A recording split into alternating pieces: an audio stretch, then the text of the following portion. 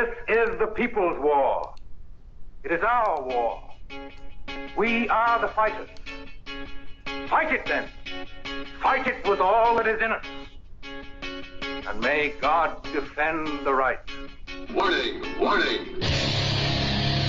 We gotta stop them! They're gonna kill us all! See how the trouble you've started? Be they the government, be they industry, be they organized labor, be they anyone, or human beings. Time when the operation of the machine becomes so odious, makes you so sick at heart that you can't take part. You can't even passively take part. And you've got to put your bodies upon the gears and upon the wheels, upon the levers, upon all the apparatus, and you've got to make it stop. And you've got to indicate to the people who run it, to the people who own it, that unless you're free, the machine will be prevented from working at all. Revolution Radio at freedomslips.com, the #1 listener-supported talk radio station, throwing ourselves upon the gears of the machine. Revolution Radio, where information never sleeps.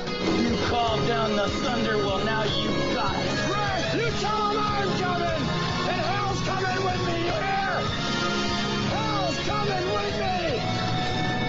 Revolution Radio.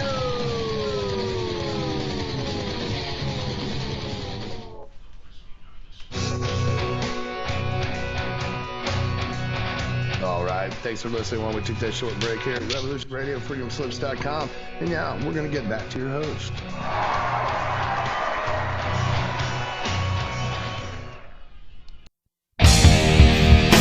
UFOs, ghosts, ancient civilizations, the supernatural. I know about security, and you don't lie if you can help it, but you be evasive. We may never know the truth about what's really going on, but it sure is fun to speculate.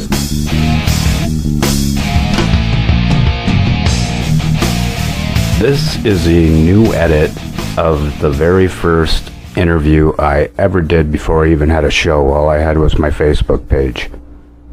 And the very first interview got to be one of my heroes, Stanton Friedman. Great man, humorous. He's been around for a long time.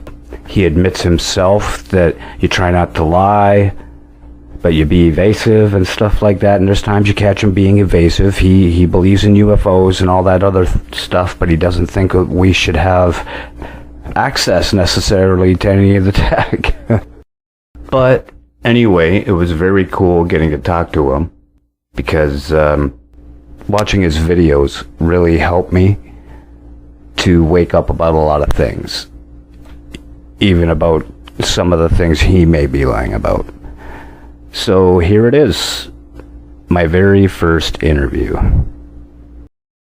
All right, I am Steve Crawford. If you are in the UFO world at all, and you are a sci-fi buff like I am, you have heard of this man. Stanton Friedman, thank you so much for taking my call. How are you doing today? Well, I'm doing fine here in the snowfall in Fredericton, New Brunswick. Fantastic. Yeah, not too many people know you're a Canadian resident. Well, I'm a Canadian citizen as well as an American citizen. I can complain about both governments legally. Well, that's fantastic. That's mainly why I got you on here, too. So for the people who don't know who you are, why don't you give us a quick little explanation of who you are and why they should listen to you? Okay, well, I grew up in New Jersey. It wasn't my fault, but I got bachelor's and master's degrees in physics at the University of Chicago in the mid-'50s. Carl Sagan and I were classmates for 3 years. I heard that. I worked in industry then for 12 years on exciting, definitely classified, eventually canceled advanced technology programs. Nuclear airplanes for General Electric, fission rockets for Westinghouse, compact nuclear systems for General Nucleonics. Mm-hmm. And I made the switch to being a full-time ufologist when I thought I was going out west to take the most exciting job I'd ever heard of. I was supposed to figure out how flying saucers work for McDonnell Douglas in Santa Monica. And wow, that would have been great. I'd already given a couple hundred lectures, As I was driving across the country, it turned out that the program that was supporting that work was canceled. Nice to walk into the employment office and they say, you realize we just laid off 5,000 people. Oh, no. So they kept me on for 3 months, and I had a short job with TRW Systems working on the Pioneer spacecraft, tiny little nuclear systems. And then I realized I'd have to look out for my family, and I worked hard to get lectures, and that was 1970 or so. Here I am. I've given over 700 lectures in all 10 provinces, all 50 states, 18 other countries, written 5 books, answered, I figured once, 60,000 questions at the end of my lectures and on radio and television programs. I bring to bear my peculiar background. First of all, one of the biggest objections from what I call the nasty, noisy negativists is you can't get here from there, Stan. And I point out that I worked on nuclear airplanes, fission rockets, did a study of fusion rockets. You can get here from there, not easily, not cheaply, and most of the ancient academics that I have to contend with have no idea that these programs went on, and they weren't small. The Aircraft Nuclear Propulsion Department at General Electric in 1958 spent $100 million, employed 3,500 people, 1,100 of them were engineers and scientists. Wow. That's $100 million is a lot of money in 1958. And that was a canceled program. That was canceled, yeah. Wow. We didn't operate a nuclear-powered airplane. Now, at Westinghouse, we had successful operation of a nuclear rocket reactor propulsion system on the ground. Very cool. And then they canceled the program after that. Now, it was a small one, only 1,100 megawatts, which is half the power of Grand Coulee Dam. Los Alamos operated one 4,400 megawatts, twice the power of Grand Coulee Dam, less than 8 feet in diameter. But they canceled the program. Another thing I bring to bear is that I worked under security for, it was 14 years, not 12 years. And many people don't seem to understand how security works.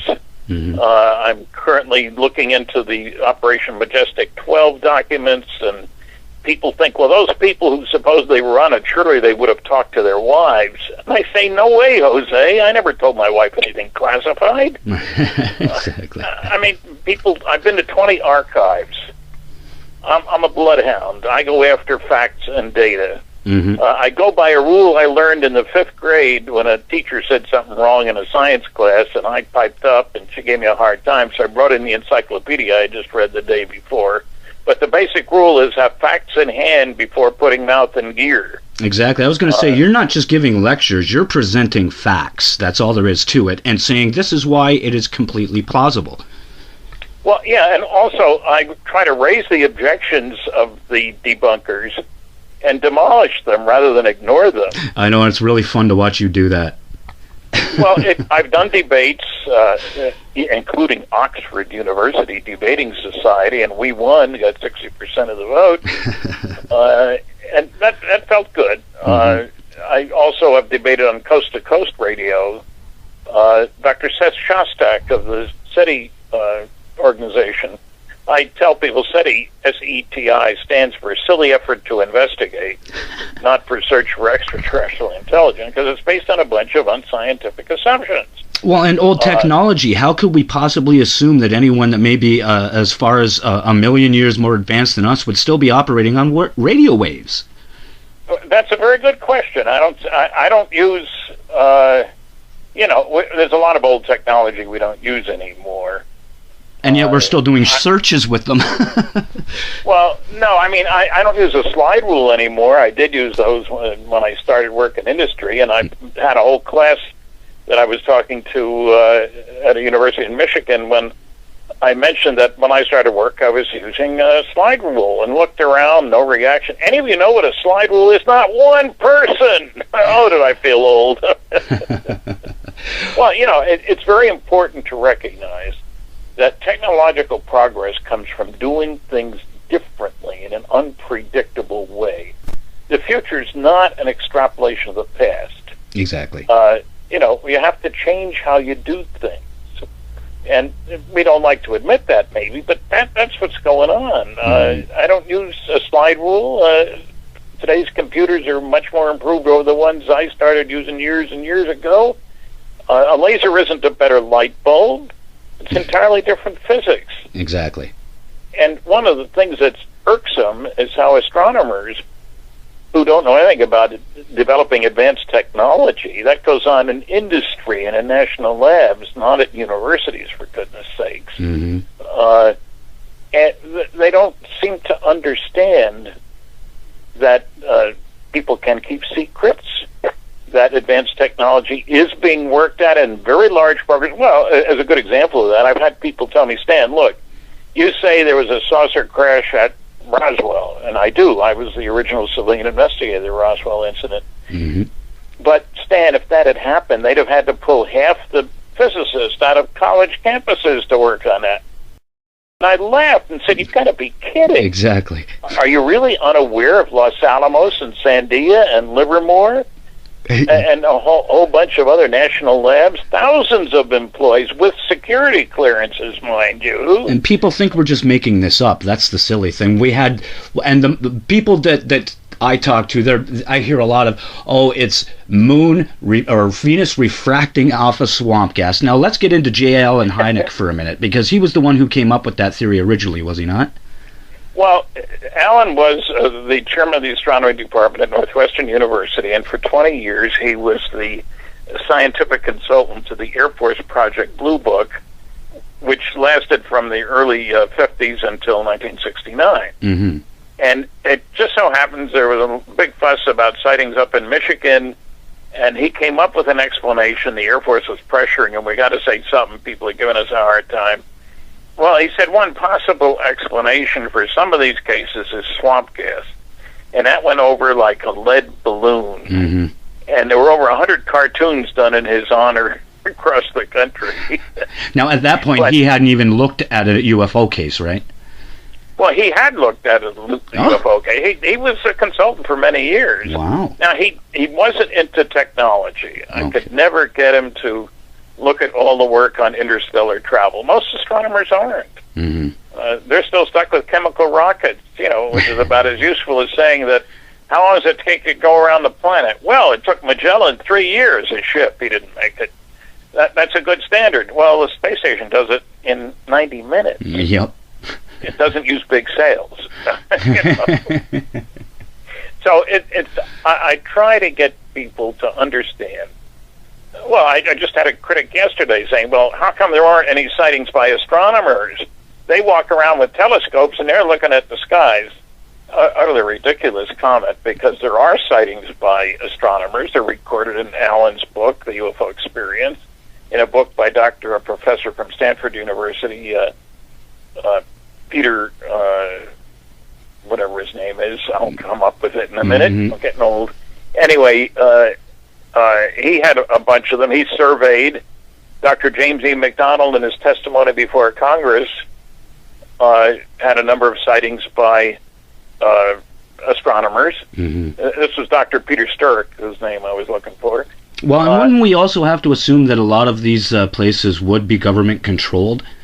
And the government's not going to just let people, you would have to report it to the government first, correct? I would assume. Well, the people, what's happened is there's been a climate of ridicule created by the nasty, noisy negativists. Yeah. And when I check my audiences, at the end of my lectures, I frequently ask how many people here believe they've seen what I would consider to be a flying saucer. Mm-hmm. Now, I prefer the term flying saucer because all flying saucers are UFOs. Only a few UFOs are flying saucers. I try to put the facts out on the table for people. Mm-hmm. And when I talk about 5 large-scale scientific studies, I ask my audiences how many people have read this, and typically it's fewer than 2% have read any of them. Well, what I started to say about polling my audience after the lecture, right? Typically 10% of the hands will go up when I ask how many people have seen something. Mm-hmm. And to the surprise, they start off just barely over their heads. This is after hearing me lecture. Yeah. And as I move across the hall, the hands go up higher and firmer because suddenly people realize they're not the only ones. Exactly. Typically 10%. But then I ask, how many of you reported what you saw? 90% of the hands go down. Yeah. Now, if there's anybody left, I ask another question. How many of you were in the military at the time? there's still some hands up. I will say, you want to tell us about it? One guy in Texas at a university said, I can't. They told me not to say anything. Great line. And people Another guy said, they took my pictures. And that's all he said. Yeah. And I said, well, I'm not asking your name. You don't need to stand up, but I'm sure the audience would like to hear the rest of the story. And he told about flying a 4-engine airplane, Air Force plane, out over the Pacific. Plane ahead, radios back, saucer heading your way. They had gun cameras. They took pictures.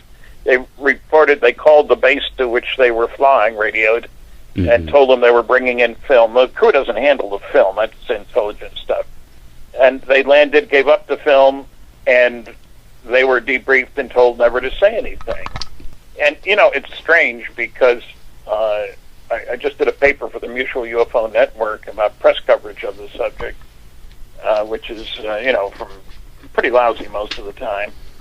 And 3 of the people that have given a bad name to UFOs are science fiction writers: Isaac Asimov, Ben Bova, and Arthur C. Clarke. Yep. Yeah. And they've all said dumb things, and I don't hesitate to say that. Look, Isaac Asimov was a great writer. I would never say that he wasn't. But he said they will either, if we're coming here, they'd either stay hidden or they'd land and make themselves known. If they do neither, they're not alien spacecraft. Like, he's an expert on alien behavior. Yeah. And the thing people don't seem to understand, we live on a planet on which $1 trillion will be spent this year on things military. Mm-hmm. Now, that means we're not very nice guys, but it also means that anybody flying here is in trouble because anybody down here would like to grab himself a flying saucer so we could duplicate the technology and use it in warfare. Mm-hmm. That's what we're all about. And I don't know what the young generation learns, but we should be reinforced in our knowledge that 50 million people died in World War II on this planet because of the war. Yeah. 50 million. 1,700 cities were destroyed. We're a primitive society whose major activity is tribal warfare. Yeah. And anybody, why don't they land on the White House lawn? It's a no-fly zone. Well, there's those theories that we're quarantined, that they're making sure we don't leave this planet until we're ready. And I agree. Have you personally seen anything? No, I've never seen a flying saucer. Look, I spent 14 years chasing neutrons and gamma rays. Never saw one. Yeah. They're real and yet you still believe, because it makes perfect sense. Yes. Exactly. That's my point. That's what I try to get across to people. You don't, just because you don't believe the truth doesn't mean it ceases to exist. You don't have to see something for it. How many people believe in God? They haven't seen him, but they believe. I mean, come on. That's right. That's right. And, courts of law, preponderance of the evidence, rarely beyond a reasonable doubt. I mean, if I told you I saw a 747 fly over my house, you say, well, I don't believe you. You got to show me a motion picture. Yep. That's ridiculous. Yeah. We take people's word. The reason most sightings can be explained as relatively conventional phenomena seen under perhaps unusual circumstances is that people are good observers. Mm-hmm. We know it was Venus because they were pointing in the right direction. They had the time right. They described its behavior properly. It was Venus. They didn't know it was Venus, but a dispassionate observer will say, yeah, good witness. It's not like if you're describing a bank robber and you say he was 6 feet plus or minus 20%. Yeah. You got to do better than that if you're trying to separate one person out. Well, and people get arrested and put away with less evidence these days than there is to support the claims of UFO's existence, And so, I mean, they can't say, not enough evidence, not enough evidence. Well, if you're willing to believe a tabloid story just because it was shown on TV once, then why would you not believe stuff that has evidence? I mean, it's insane. We're not taught how to look at evidence. So listen to the story and how good does it sound. That's what matters. Exactly. We want to be told stories. We want to be lulled. And when nobody wants to think that there's somebody out there that could squash us like bugs if they chose to. And I can understand that. But, hiding from it isn't going to make it disappear. We should be embracing it, and everybody on this planet should have access to this information. Could you imagine we would be living if people took Nikola Tesla and put him on a pedestal instead of Edison? we would be living a Star Trek life now. I'd like to mention a couple of names, and you tell me what you know about them, if you know about them, or what you think about them, and their stories. One would be Bill Cooper. Bill Cooper was a liar and a cheat and died a suitable death. I don't say that by many people. He shootout with sheriff's authorities. And he claimed in his book, Behold the Pale Horse, that a research grant that I had from the Fund for UFO Research, well, it was really CIA money, and Stan works for the CIA. And that's total malarkey. I think you'd be living a lot better if you did. I did once work for the government. I delivered mail for the U.S. Post Office for 2 weeks in 1952 as a student at Rutgers University. Okay, so we won't go too much more about Bill because he is gone now, but so that's okay. Gary McKinnon. Well, I admire his guts. He's the guy who dug into the hacking files from the UK, correct? Yeah, and good for the UK government in not letting him come over here.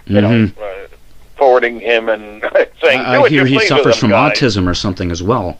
Yes, he does. And so I admire his guts in speaking out. I was surprised he got in as far as he did, although I guess yesterday there was a big hacking story about Sony, and apparently the biggest hacking story there's ever been about somebody getting into somebody else's files. But I have a secret admiration for Gary, let's put it that way. Do you believe what he found or what he alleges he found is plausible?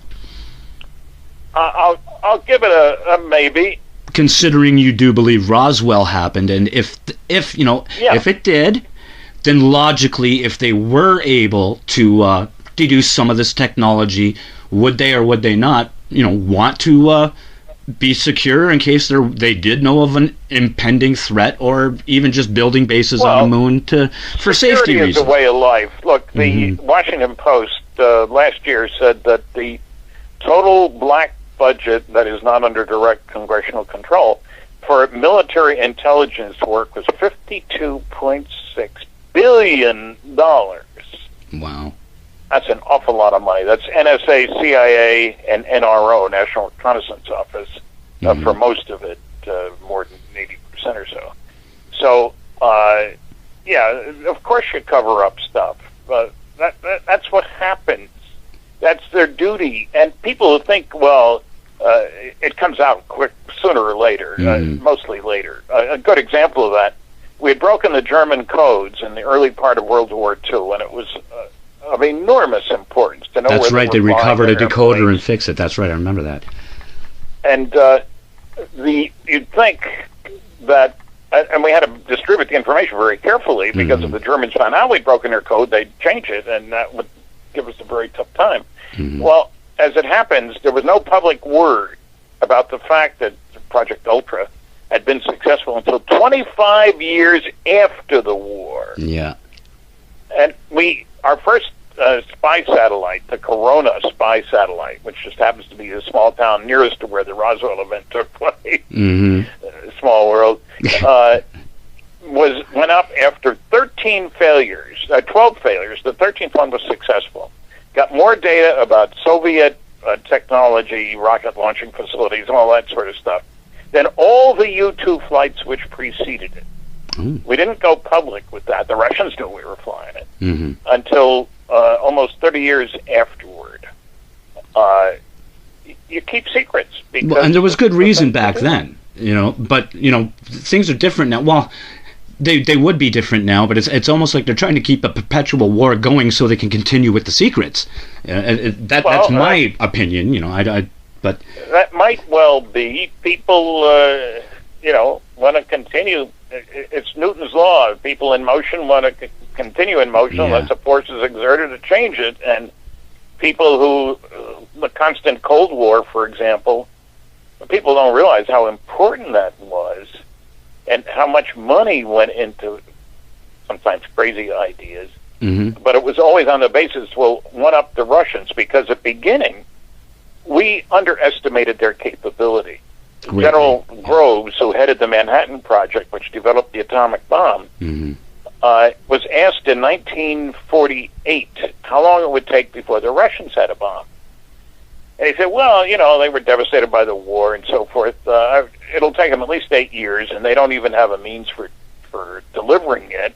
They don't have an air force of their own planes.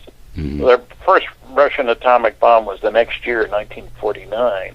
And their delivery system, the United States had left the B-29 over there during the war, mm-hmm.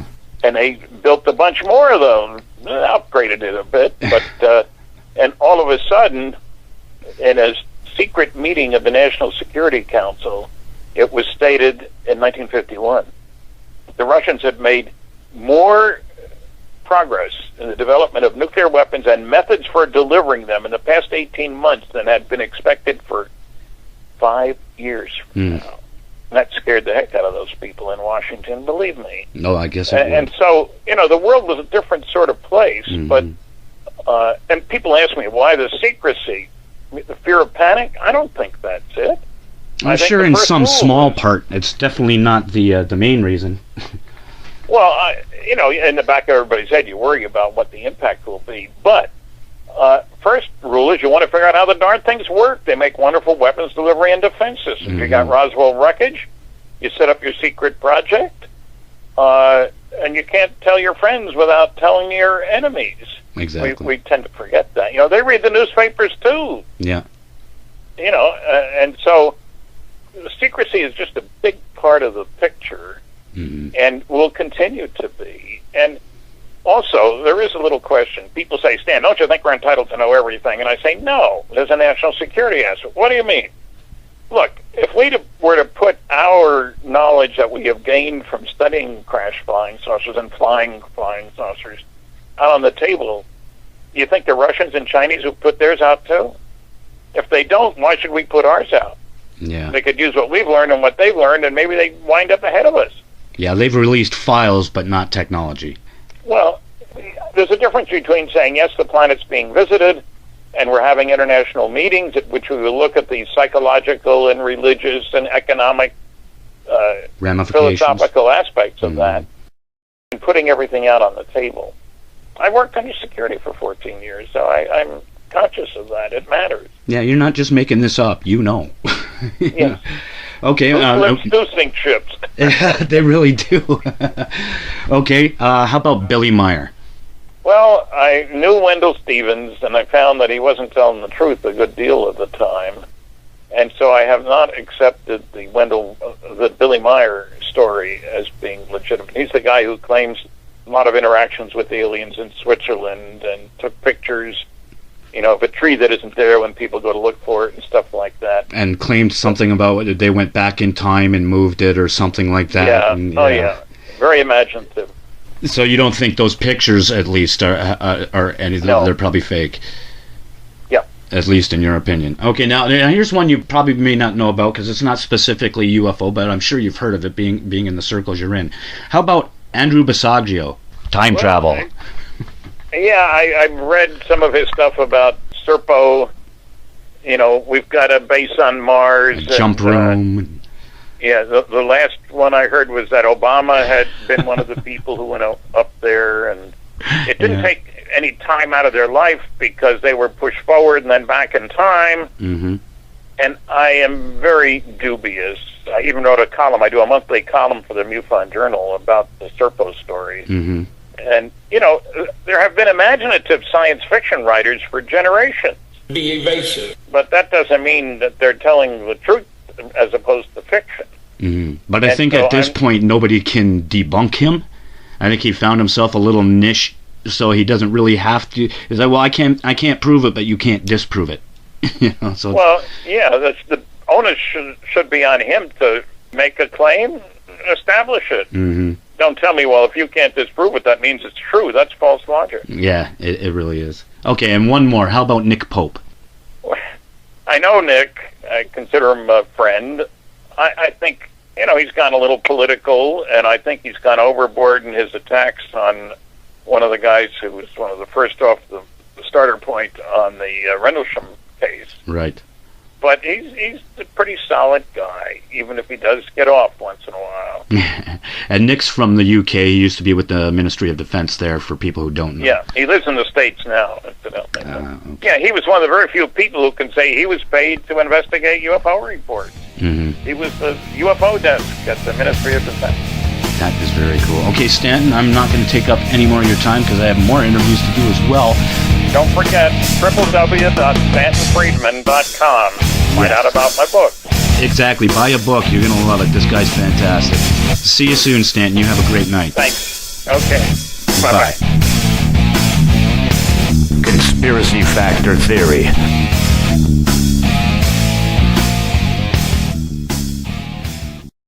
Barry Fitzgerald, have you ever heard of the show Ghost Hunters? Yeah, I've heard of the show. He wants to know, why do you think aliens are here? Well, in one of my books, I talk about 20 reasons for coming here, but I think, they're graduate students doing their thesis research on the development of a primitive society. They're radio broadcasters with the weekly show, Idiocy in the Boondocks. They're stealing our heavy minerals. The Earth is the densest planet in the solar system. That means a cubic foot of Earth weighs more than a cubic foot of any of the other planets. That means there are more heavy metals, which are rare in the universe. I didn't know that. Wow. Some have weird properties, like uranium 100 years ago was used for a yellow coloring agent for tableware. That's illegal now, of course. Yes. But I think the primary reason is to quarantine us. Right. We're a primitive society whose major activity is obviously tribal warfare. World War II, we killed 50 million of our own kind. Yeah, that's just people. Insane. We destroyed 1,700 cities. We have exploded. People think we've only exploded, the bombs on Japan, nuclear weapons. We've exploded a total of 2,000 nuclear weapons, even though only 2 of them on people. Right. The rest were just tests, right? Tests, yeah. Some of them were even underground. What do you know?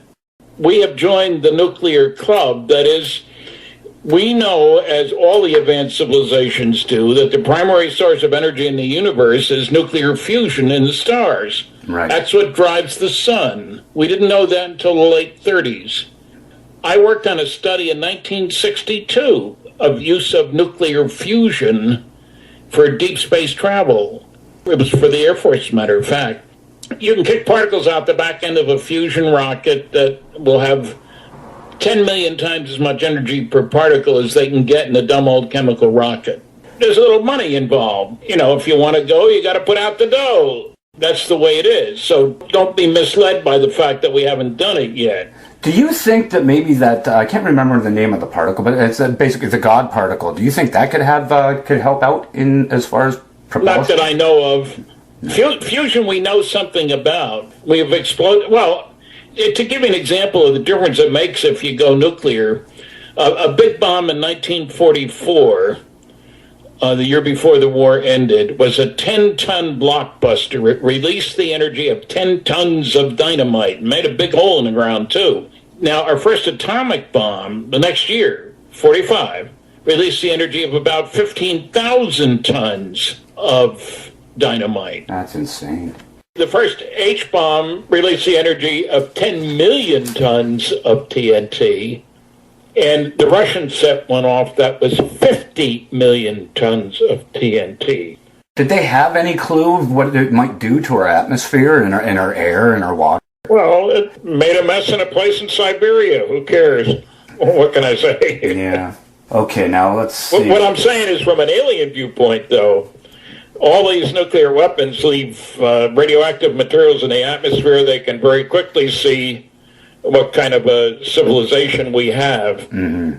Remember, the total military budget this past year was $1 trillion. This is for planet Earth. Right.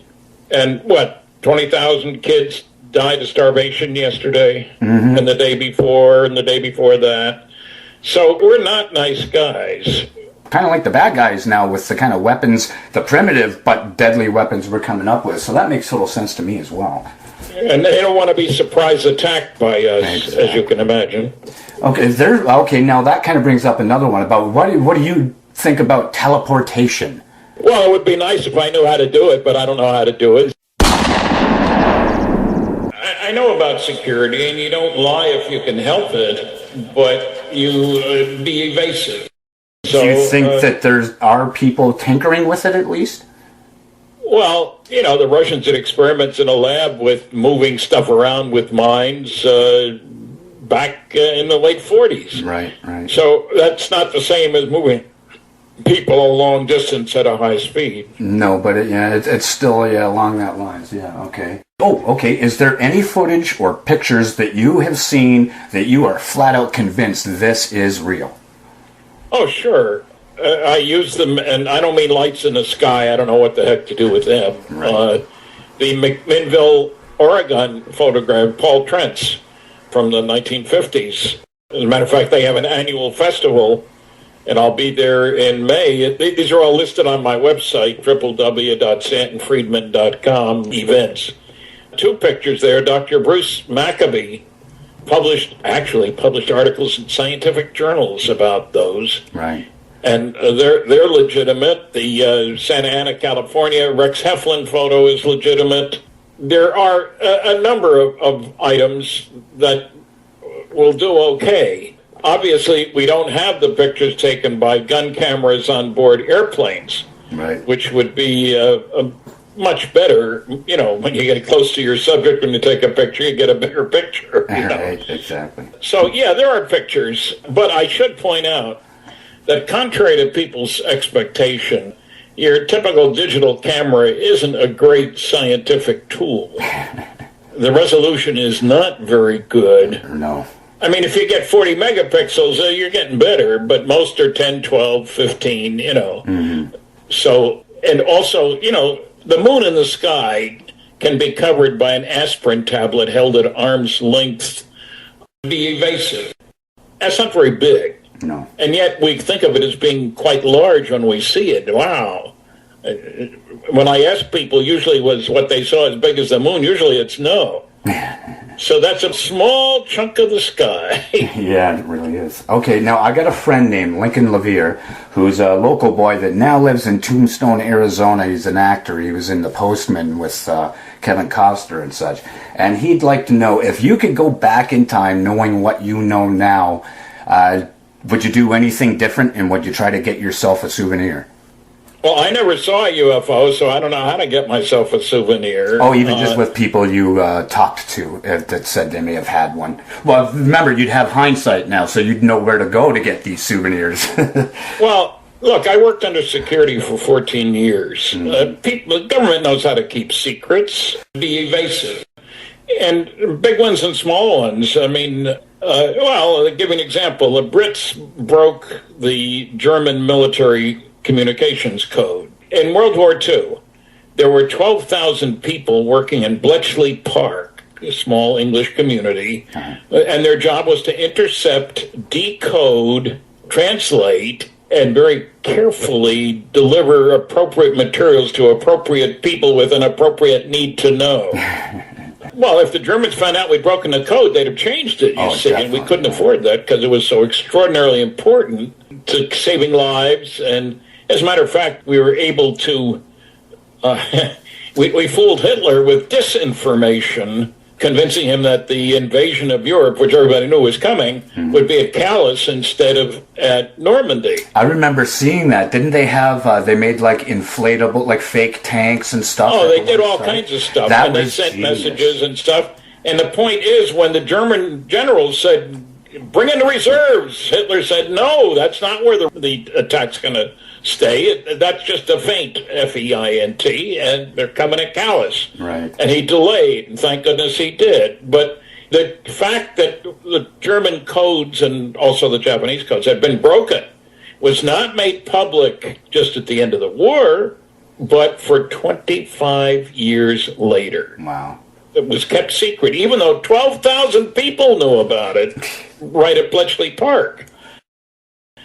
And I should stress, an important thing about security is need to know. Not all generals, for example, during the war got access to the super secret German communication. Exactly. There were actually some majors and such that knew things the generals didn't.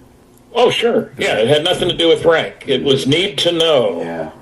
And, I get people telling me that the guys who worked on Majestic 12 would have certainly told their wives what they were doing. That's nonsense. I never told my wife anything classified. Right. And as a matter of fact, it's a good example of that. The man who was in charge of the Manhattan Project to build nuclear weapons in the United States during World War II, General Leslie Groves, his wife got a call on August 6, 1945, from somebody in his office at the Pentagon, telling her he thought she would be interested in listening to the news today at noon. She turns on the radio, no television back then, and they announced the bombing of Hiroshima.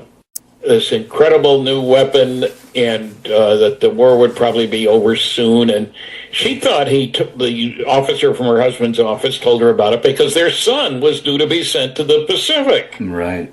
The last sentence of the program was this project to develop these incredible nuclear weapons was done under the direction of General Leslie Groves. That's when she found out what her husband had been doing for the previous 2 or 3 years. Wow. And he did a lot of traveling, met with all kinds of people. He didn't tell her anything. Well, I say that only to illustrate, and as part of the Manhattan Project, we're not talking just a few bucks here and there. To separate uranium isotopes, uranium-235 is nicely used in a nuclear weapon. U-238 is a pain in the butt. There's 0.7% U-235, so you got to enrich the uranium. How do you do that? Well, our solution was to build a plant, a gaseous diffusion plant, that was 1 mile long. It had sheets of nickel through which you pumped uranium hexafluoride gas, and you keep running it through. The lighter isotope moves a little quicker, and we were using, at that facility, 5% of all the electricity produced in the United States. Holy cow. In secret. That's why it was at Oak Ridge, Tennessee, because TVA had dams and was producing lots of electrical power. But it was all done in secret, and many of the people working on the project had no idea what they were working on. Right. So secrets can be kept. Since we're talking about these kind of experiments, what's your thoughts about the Philadelphia experiment? A total baloney. Yeah, okay. And sell it from a delicatessen. Secrets can be kept. It is a pretty fantastic story. I'd love for it to be true. I mean, aside from what the soldiers went through if it did. Yeah, we did a lot of checking on that many years ago, and there were a lot of liars. Even today, there's plenty of phony baloney stuff that gets spread all the time. I see it on television from time to time, right. as if it were true. Okay, so since we're talking about that, Jim Mount from Toronto would like to know, do you believe Bob Lazar's story? Maybe he knows that I don't, but when I first heard about that, because the claim was that Bob was a nuclear physicist, so people kept asking me about him, because I'm a nuclear physicist. And so I started to try to check. In particular, Bob said he had a master's degree in physics from the MIT and another one in electronics from Caltech. Now, those are the two top technical scientific institutions in the country, certainly among the best in the world. Right. And so I checked with 5 different people at MIT. They never heard of him. Same happened at Caltech. And I talked to Bob's high school. He finished in the bottom third of his high school class. Wow. He never would have been accepted at MIT. I got a call from his buddy asking what would it take to convince me. I said, how about copies of his diplomas?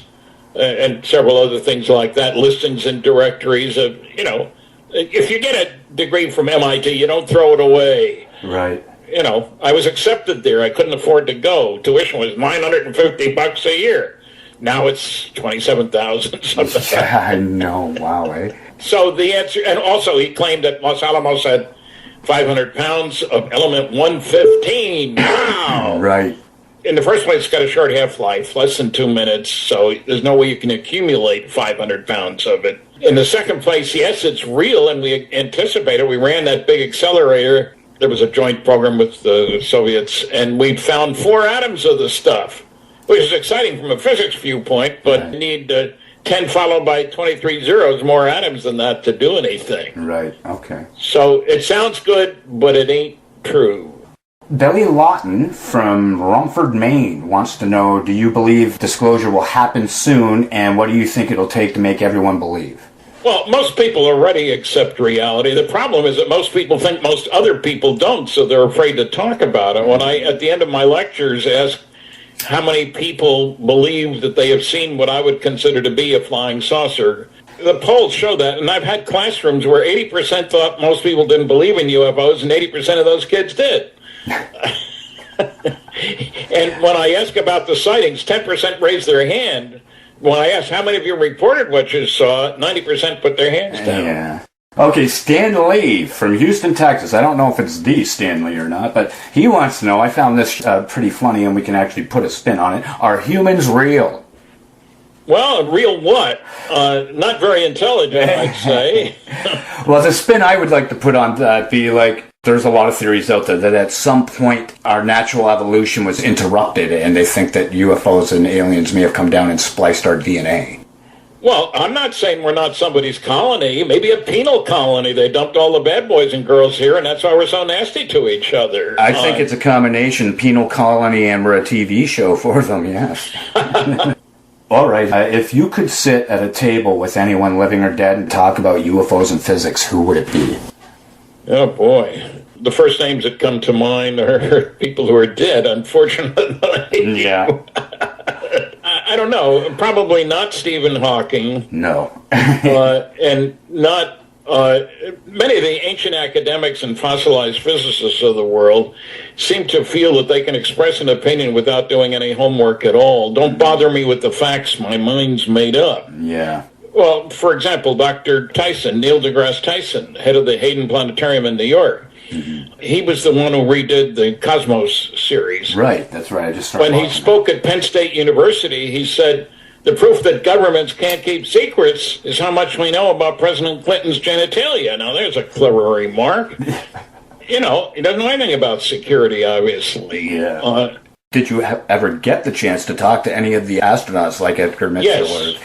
Okay. Yes, I have. I've talked to, Dr. Edgar Mitchell wrote the foreword for my book, Flying Saucers and Science. Right. He was the sixth man to walk on the moon. So. Yeah, and he's from Roswell, correct? Well, he lived there growing up.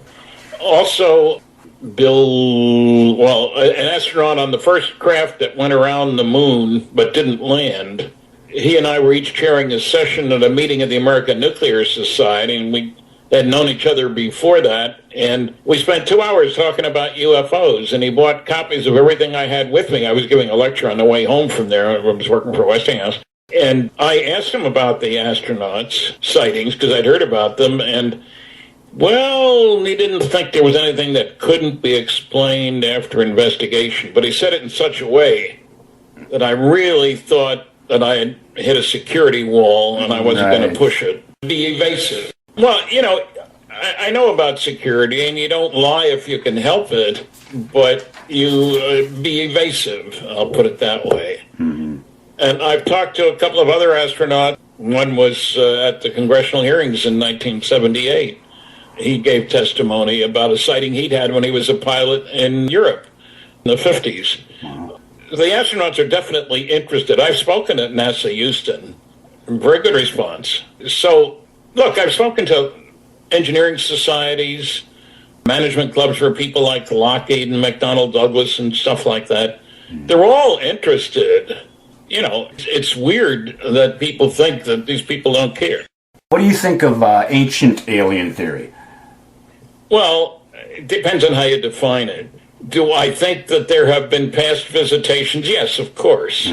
Anybody who wants to read some good examples of that, look at Dr. Barry Downing's book on flying saucers in the Bible. Right. He goes through the Old and New Testaments and finds many examples. I mean, of course, they didn't use saucers back then, only cups or mugs. But with fire and stuff like that was what they would call them, yeah.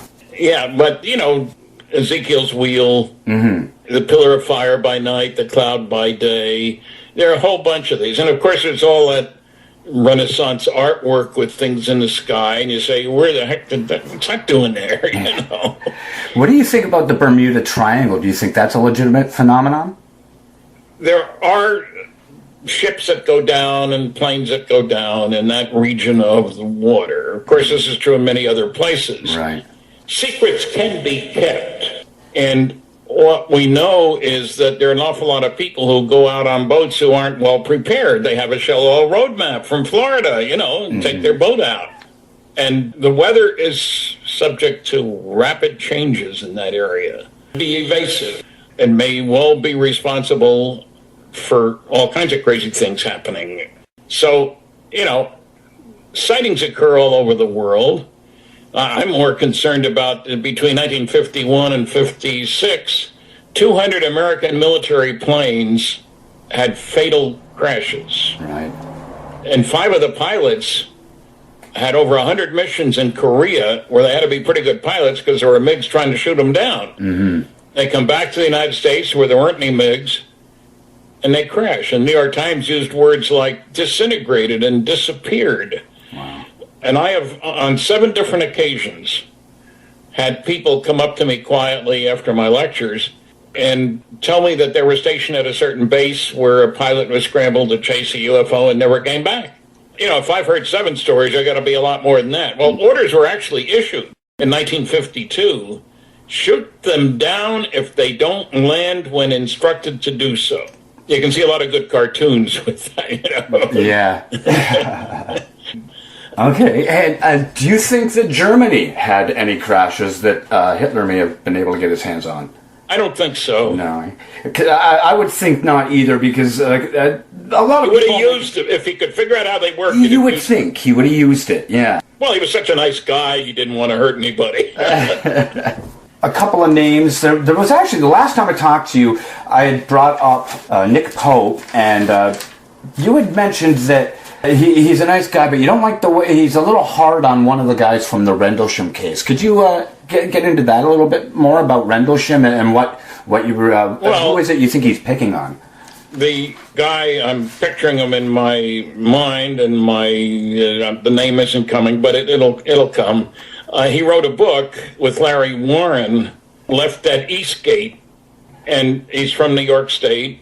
And Nick and he have differences of opinion, let's put it that way. They each have competing books. Right, okay. And Nick's a sharp guy. He worked for the Ministry of Defense in England, their UFO desk for like 3 years. And the problem you get into is that, judging by the United States anyway, most of the people involved in like Project Blue Book, which was supposedly the American establishment to deal with UFOs, and when it was closed, that ended everything. Mm-hmm. That sounds good, but you get Blue Book files, there's nothing above secret in them. And then we finally got a memo from the man whose memo closed Project Blue Book, General Carol Bolender, wrote the memo in October 1968. 69, I'm sorry. It was because of the University of Colorado study done, the Condon report at University of Colorado. Right. They recommended the Blue Book be closed because it wasn't contributing anything to intelligence or the military, which is true, frankly. Anyway, General Bolender, who was an engineer working on the Lunar Excursion Module program, was asked what should we do about Project Blue Book? So he wrote a memo, which we didn't see until 10 years later, in which he said that, moreover, reports of UFOs which could affect national security are made in accordance with JNAP, Joint Army Navy Air Force Publication 146, or Air Force Manual 55-11, and are not part of the Blue Book system, which is an extraordinary statement. 2 paragraphs later, he said in this memo that if we close Project Blue Book, the public won't have a place to report UFO sightings. However, as already noted, reports which could affect national security will continue to be investigated using the procedures set up for that purpose.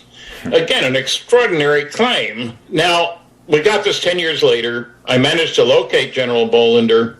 I like looking for people who don't have common names. Don't ask me to find John Smith. I'm in trouble, And I talked to him on the phone. As far as I know, I'm the only one who has, and you can't now because he's dead.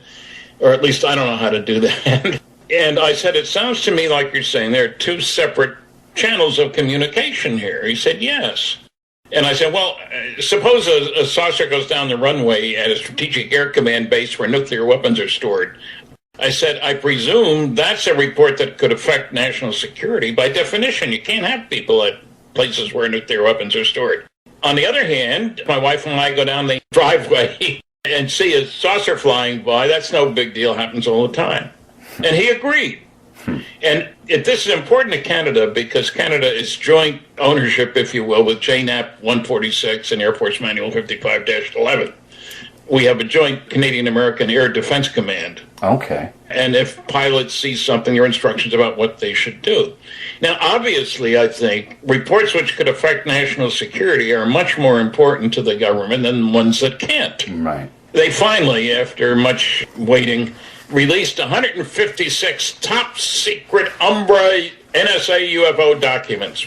The only trouble was that you could read one sentence per page. Right, I saw Everything that. else was whited out. You can get dozens of documents from the CIA, which are all blacked out. Sometimes you can read 6 words on a page. Wow. Yeah, that's nuts. Well, yeah, and you know what? Since you brought up Mr. Snowden, what's your opinion on what he has to say? Well, he hasn't said a lot about UFOs, and I can understand why he's staying out of the country, because he'd be put in a slammer immediately. And isn't that in itself insanity? I mean, yes, I understand you know that there's the need for security, but at least some of the things he brought up really did need to come out. Well, I'm not saying that isn't true. Look, when I was working on radiation shielding for nuclear airplanes, the guy in charge of security I think he thought we'd find a magic paint, and you wouldn't have to add any shielding. You just put this on the reactor, and we'd all be protected. Well, so everything was much more classified than it had to be. Mm-hmm. So I'm not saying, everything that's classified should be classified. I am saying there is a legitimate need for security, Definitely, and that, for example, people pushing disclosure with a capital D don't seem to be ready to understand that if the United States government have learned important new technology from Roswell wreckage or Aztec wreckage, or maybe even from monitoring with aircraft instrumentation, new ways of detecting stuff flying in the atmosphere, why in the world should we put it on the table if the Russians and Chinese don't put what they have learned on the table? I mean, we've been playing this game of weapon, counter-weapon, counter-weapon for a long time. Mm-hmm. And the fact that there is a $1 trillion budget on the planet for things military tells you that there's a lot of investment in fancy technology to try to kill people. Yeah, there's a lot of money to be made. Well, and you don't talk about it. No. And the penalties for breaking security are pretty severe. Death, life imprisonment, stuff like that. So that's the way the world is. So I don't think everything should be disclosed. I would be nice to see a statement made by, I like to talk about 2 highly trusted individuals around the world, the Queen of England and the Pope. How's that for an odd couple?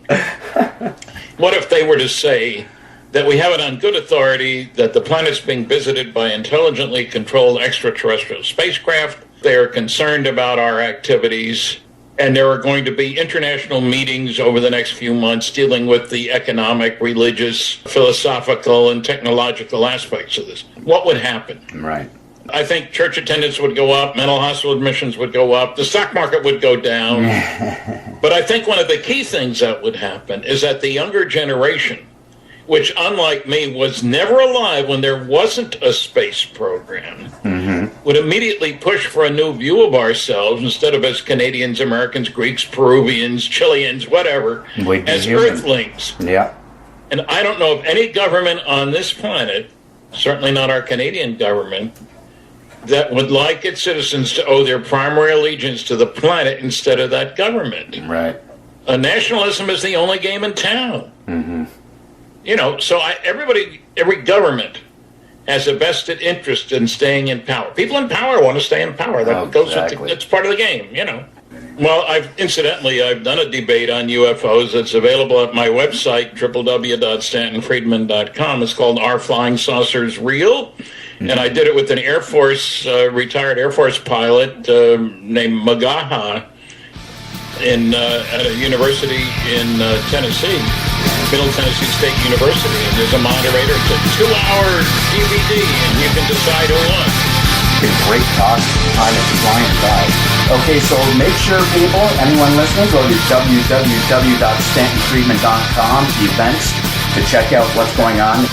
Conspiracy Factor Theory. Secrets can be kept. Before I got started tonight, it was pretty freaky. I went outside for a smoke, and I let it look up at the sky, and there's this, looks like a faint star, and it's incredible how clear the skies are now. It was like looking at 4K, like watching 4K on TV. And it looks really neat effect with the clouds going by. Clouds were heading from the northwest, and I see this thing that's heading northeast, coming from the west, heading northeast. So I figure it's not a plane. Obviously, this thing's pretty high. It looks like a faint star, and so I'm thinking maybe it's that. You guys know what I mean? That was it, Starlink or whatever. And sure enough, 2 minutes later, another one comes by going the same trajectory, same direction, northeast from the west. I'm like, booyah, that's kind of cool. And then I'm looking for more, see if there's another one's going to come. And then I see another star. This one's coming from the north and heading towards the south. And it was pretty high. It was definitely not a plane. None of these things I saw were planes. The first two I would concede could very well have been that Starlink dealio. But we all know that unless Elon Musk has come up with some new tech that has them going in a polar orbit, satellites do not do that. And this thing, it was booking. It had to be pretty high because it was pretty far up, very faint. It wasn't something that was low and stupidly bright that you could go, oh, that's a UFO. But like I said, I don't know anything else that does the polar orbit deal. So that was pretty mind-blowing. And it went from north to south. Where I'm looking from Niagara Falls, well, it's St. Catharines area, towards Toronto. So I first spot it, it's over Toronto, and then within 30 seconds, it's over what would be Erie, I guess, or not, Chicago area. Boston, yeah. Boston, somewhere in that area. So it went pretty far, pretty quick, up pretty high. Freaked me out. Thought I would share that. I was going through some stuff the other day. If anybody out there's anything like me, when you forget things a lot, so you want to write them down. I've got all kinds of books just that I'll go to the dollar store and buy a blank book to write down like phone numbers or grocery list or whatever. But most of the time I'm writing down, a thought will pop in my head for a show idea or just something I want to research. So I've got pages and pages just covered in all this stuff, and I came across one that is about 7 years old. Where was it dated here? 2013. And I must have been pretty big because I don't remember doing this thing. And what it is, about what we should do with all the money raised from pot, and how to fix Canada fairly, equally for everybody. So number one I got here, increase all pensions by $500 a month immediately. And now I would ask that before people start going, oh, what the heck's he talking about? Bernie Sanders? Where's this money coming from? Just listen a few more before you worry about that. Man, I hate getting old. Gotta get the glasses out. Okay, number two, and here's another one that people would get angry about. Implement universal basic income of $1,200 for anyone making $90,000 a year or less immediately. All lotteries are to be run by government so that they're the ones making the profit, as well as casinos, and 50% of that money goes to unemployment benefits, as well as costs to run the basic government, like your city governments and stuff. Because we're talking a buttload of money. Think about all the money they make just from like parking meters and all the things you got to get licenses for. You got to have a fishing, like here in Canada, people go fishing, but you're supposed to have a license, and if you don't, you can get a fine. And a regular cop can just come up and give you a fine for not having a fishing license. So all the money they make off of licenses and insurance and all this stuff, it's... Alright, so what was that? Number 4, abolish eminent domain. Give a 5% tax break for incomes 100,000 to 10 million. And no breaks for people above 10 million. They just pay the regular tax rate. A 0.05% tax on all bank transactions that don't deal with public transactions. So anything business, anything a rich person's doing and the bank's making money off it, they give a 0.05%. That's it, just 0.05. And if you go on YouTube, type in the Robin Hood tax. Actually, maybe I may as well find it while I'm here. And the guy that stars in it, can't remember his name, but he plays Victor in the Underworld movies. Here we go, YouTube. I'll post it in the chat room. Robin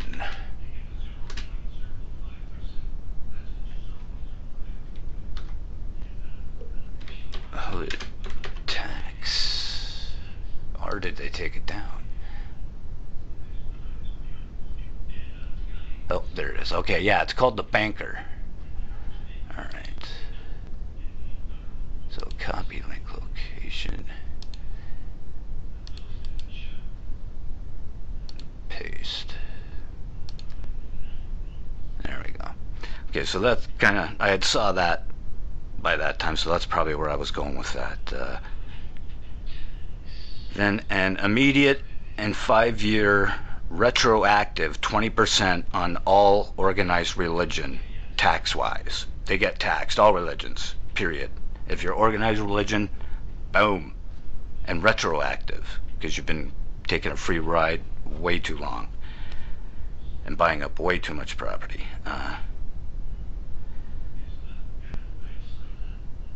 Number 7, more job creation by building more clean, affordable housing communities. It's funny, you can see the back and forth in this, like kind of a hypocrite here. It's like liberal, and then Trudeau came on the scene, and I started becoming more Republican and conservative. Number 8, this one I really like. Employ all homeless at minimum wage to spend at least 6 hours a day, 5 days a week, picking up garbage. Because they've got city guys getting 2-3 times that amount of money, and they're not doing it. Let's see.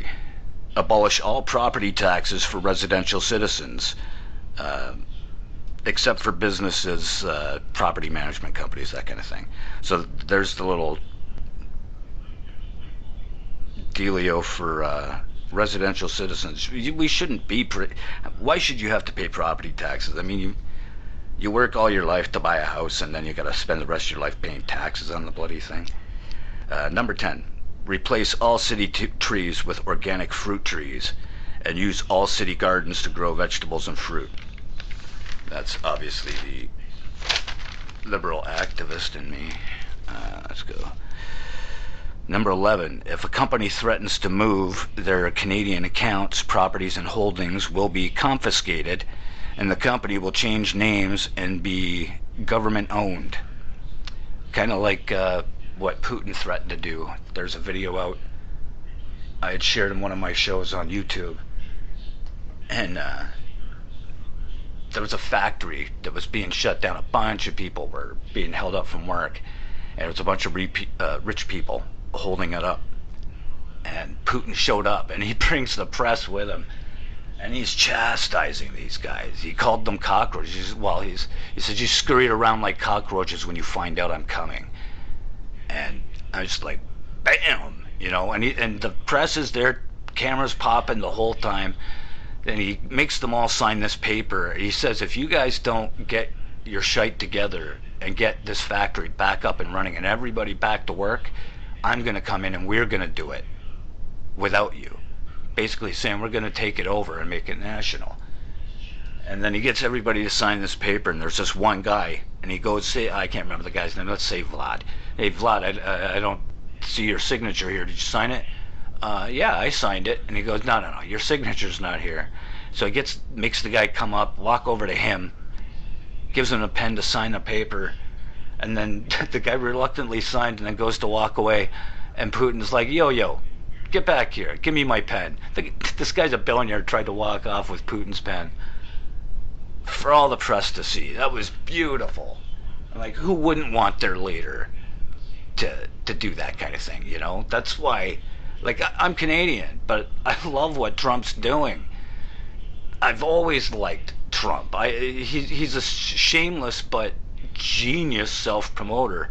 I could always see that, and that's why everybody else loved him so much and wanted him at all their parties, you know. And there's a video out on YouTube that I had done a copy of for a different show, and it is either the day of or the day after 9/11, and it's one of the networks, or maybe it was a smaller New York station, but they get Trump on the phone and they're asking him about it, and he even brings up Lucky Larry, saying how Larry is a friend of his, and he's like, you know, Larry just got this place 2 weeks ago. You can hear in his voice and the way he's describing it, he had no idea what Larry was pulling.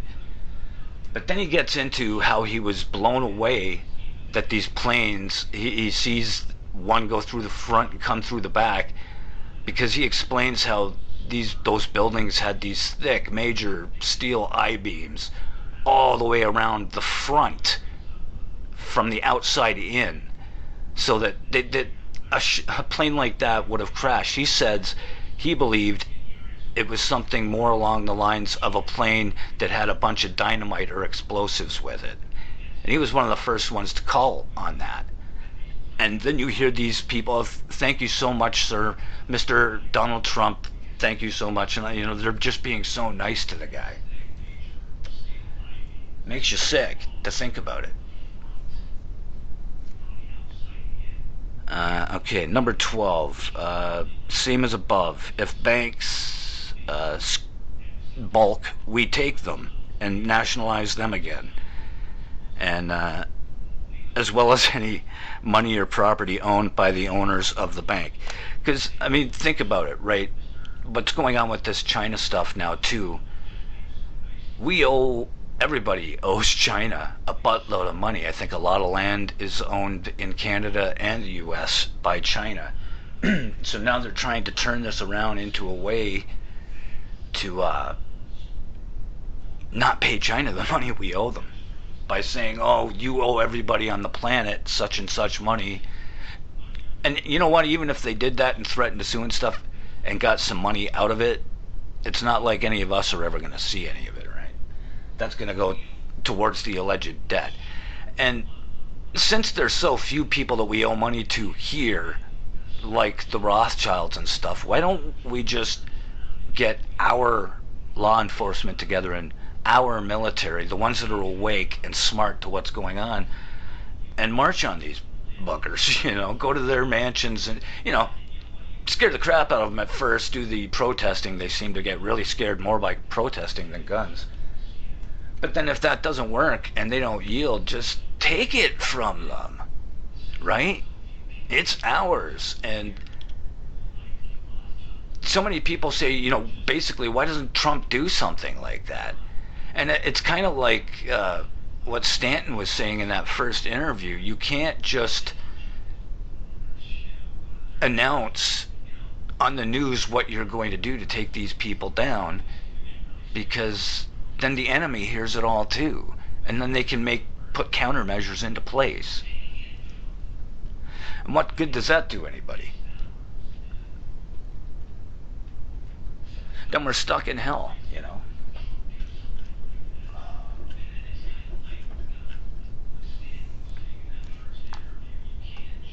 All right. Then number 13. All government-funded media will revamp for truth both sides of the story the way it used to be, or lose all funding and tax breaks. Here in Canada, we have the CBC, the Canadian version of the BBC, and they get money from commercials and a buttload of tax breaks and government grants. But for the most part, they've been pretty much taken over by the Liberal Party. Just like the Conservatives, though, when the Conservatives were in power, Stephen Harper was exerting his control over the CBC, and we can't have that. We shouldn't have to. I mean, it's great that we have alternative media, obviously, or I wouldn't have a place to talk myself right now, but doesn't it suck that we have to? I remember a time when you could make fun of a politician, like you could make fun of Trump and Republicans wouldn't get mad at you and want to kill you, and Democrats would find it funny. And you could make fun of Hillary and Democrats would laugh at the joke, and but everybody just gets so butthurt over every little thing now.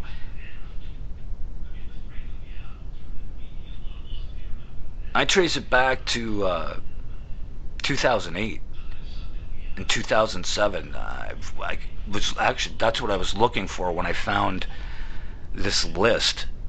I was trying to find some info I'd put together about CERN.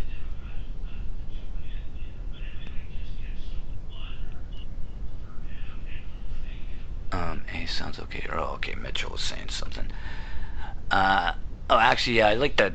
Just talking about CERN, okay, but we are 100% listener supported, so click the donation button if you can, or scroll down, click the Patreon button, and it'll say a Mad Painter, but that is Revolution Radio.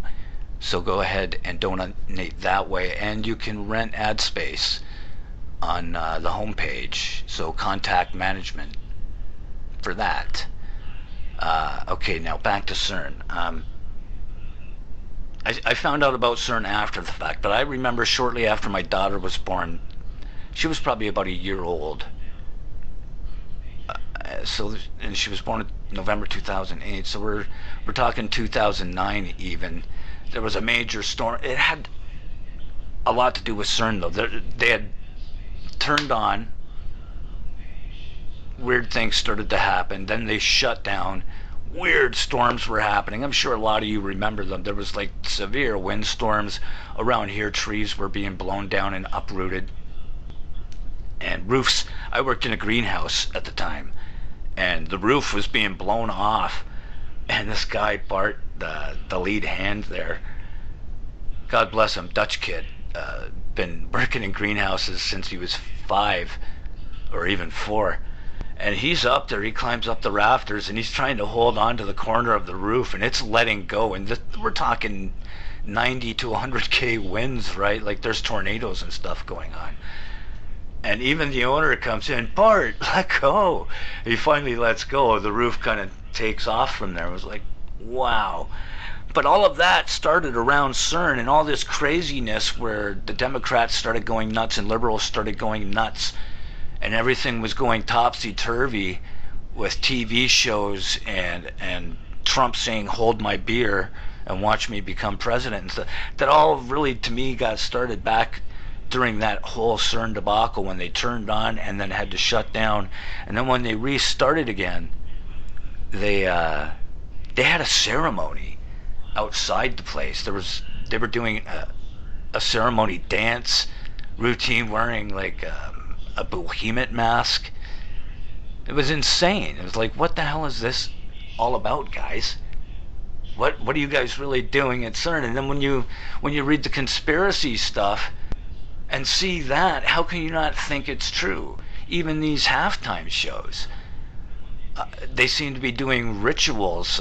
Lady Gaga and Katy Perry and all these. You can't even enjoy football anymore. Okay, back to the list quickly. There's only a couple more here. Rather than just flat out politicians, because they're money grubbing, and you can't have rich people doing it. You just have a group of elders. You choose people that everybody can trust, that are, you interview people, find out who's got a good head on their shoulders, who seems genuine. And then even then, they don't get complete power if it seems like they're doing something to screw with the rest of the people. They get put down too. 16. People in positions of power who abuse said power and cause harm to others will be fired immediately without pay. Depending on the severity of the crime, they will be put to death if guilt is proven. And that's the best way, in my estimation, to get rid of crooked politicians. You take down a few of them and watch them all fall in line. And you severely limit the amount of money they are allowed to make every year. Term limits, people. We need term limits. Look what we're going through with like Schumer and Pelosi. And these people have been in there for at least 40 years already. And they've done nothing to earn the money they've made. And a lot of people will say, let's stop paying them for now and see how they like it. Guess what? They don't care. They're corrupt. They've been bought out. They're worth millions and hundreds of millions already. All right, that's the break. Be back on the other side.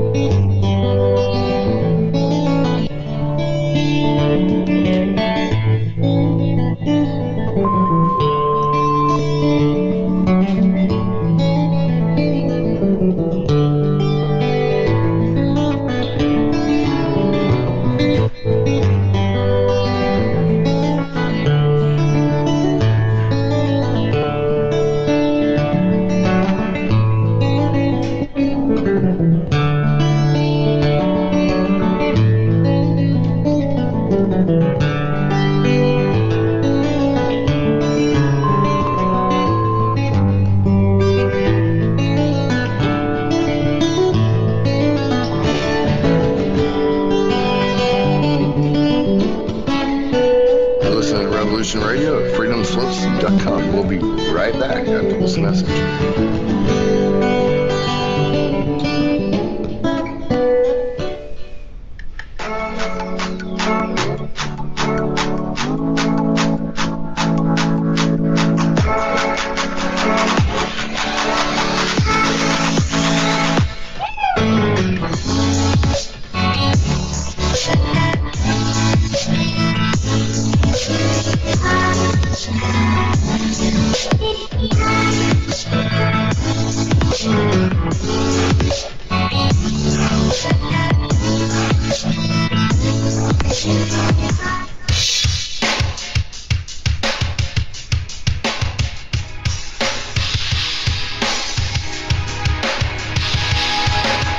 Enter into a world unseen on Raven Star's Witching Hour.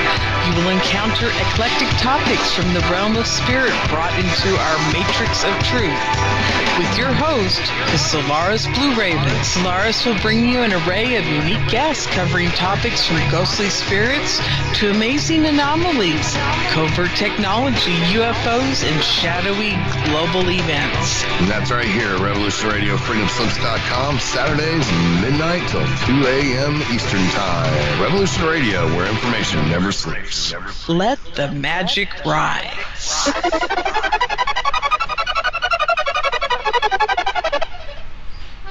Hello, Karl Marx here. Look at my wonderful hair. Notice how I sweep it back. Karl? I call it the 360 sweep. Beard, sideburns, and the magnificent coif. Karl! What is this? You're on the radio. They can't see you. Oh, yeah, I get confused. Want to learn more about the Marxist agenda and other important stuff? Listen to The Ultimate Remedy with L.B. Bork, Tuesdays, 6 p.m. Eastern, right here on Revolution Radio.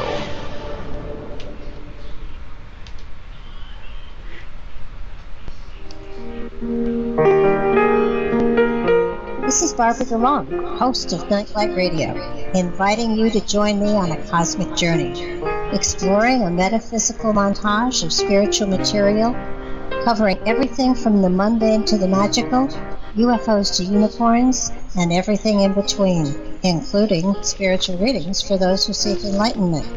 Let Nightlight provide you with equal measure of light, love, and laughter, insight, wisdom, and inspiration.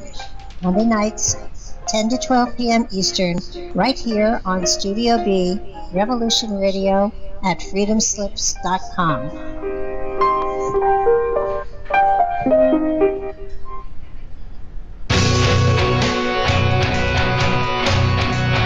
All right, thanks for listening while we took that short break here at Revolution Radio, freedomslips.com. And now we're going to get back to your host.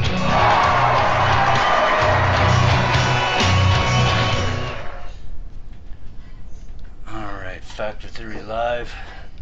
I'm Steve Crawford. Let's check out the chat room for a minute, see how everybody's doing. Pretty sure most people are in B by now because my sound went to crap for quite a while there. Alright, visitor list. Anybody who is listening, you want to go into the chat room, go to freedomslips.com and sign yourself in. You don't have to set up an account, and you can go in, and a lot of people share some great posts. The hosts share stuff as they're doing their shows. Right now in there we got Wally and Ahmad, and Basement 5, Mitchell, Captain Kirk, Keith, Lioness, Blasphemous Buddha, SJ, Comet, Alaska Man, Stardust Man, Cat Dog Girl, Monster 383, Mr. Rowe, Gino 2017, Death Star, Third Engineer, Omega Logos, Popsicle Toes, Pat Rabbit, hey buddy, Crab Cake, May Street 139, Batsman, Jer Bear, me, and Suri Sunflower. Back to chat. Alright, so there was nothing new there. Now, okay, so there was stuff also in this. Let me change to that. In this book, I had many random words written for things I wanted to check out down the road, and wrong thing. One of them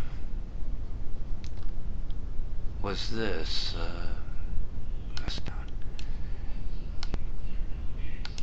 Come on. Project Sidekick. That is it. So, I don't know how many of you people out there watched any of the Avenger movies and Captain America and all of that.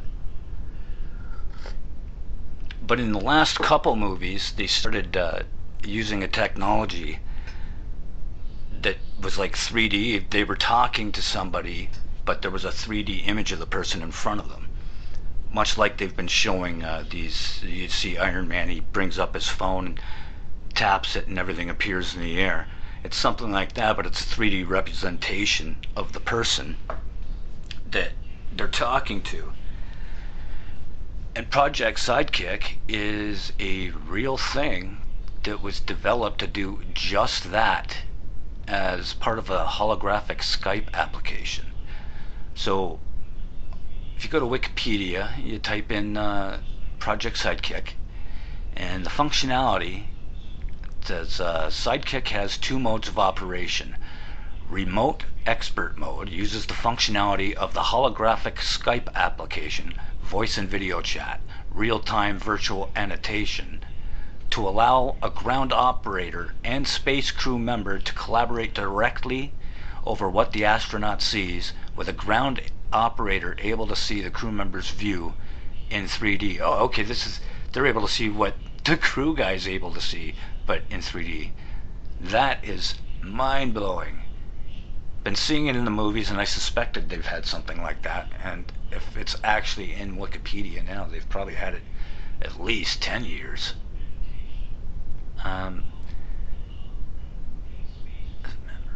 Okay, so let's go it provides interactive guidance and draw annotations in the crew member's environment. In procedure mode, animated virtual illustrations display on top of objects as a crew member interacts with them. So that kind of sounds like there's a scene where Tony Stark's doing this little, I guess you'd call it like a little holodeck, and there's objects in there, and he had 3D stuff printed over top of it of his mother and his father. And so if you watch the movies, that's what they're talking about here.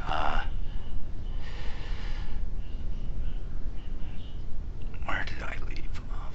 The crew member interacts with and standalone scenario. Applications include inventory management, in which the system recognizes the inventory item and can display a path to where the item should be stored. Previously, crew members would rely primarily on printed instructions and voice-based communication when performing complex tasks. The capabilities provided by Sidekick have been promoted as potential enabling features, allowing for reduced crew training requirements and increased efficiency in deep space missions, in which communication delays can complicate difficult operations. The history: after having performed simulated reduced gravity testing in its weightless Wonder C9 aircraft, we could get into that thing as to where they do a lot of their filming for the ISS as well. NASA attempted to launch a pair of HoloLens units aboard SpaceX CRS-7. Aboard the SpaceX CRS-7 launched to the International Space Station on June 28, 2015. But the Falcon 9 rocket carrying the payload exploded at 2 minutes and 19 seconds into the flight. I remember that. Sidekick was tested at the Aquarius Laboratory from late July to early August in 2015 as part of a 2-week-long NASA Extreme Environment Missions operation. Demonstrating its operation in tasks such as equipment checks and setup, HoloLens hardware was successfully delivered to the ISS in the Cygnus CR7 or CRS OA-4 commercial resupply mission on December 9th, 2015. So they did get it up there after the first one exploded. I wonder how much money they wasted on that. So that sounds like there's something they're putting in for like the military and NASA now. So that's probably going to be at least another 5 to 10 years before there's any practical application for the general public.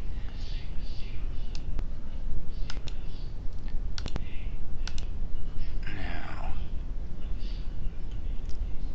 there was another thing. Oh yeah, there was the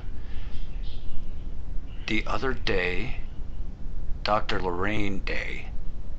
Check her out. Go to her website. I think she was on with Dr. Fetzer, but wow, that woman was a pistol. Check her out as soon as you get a chance.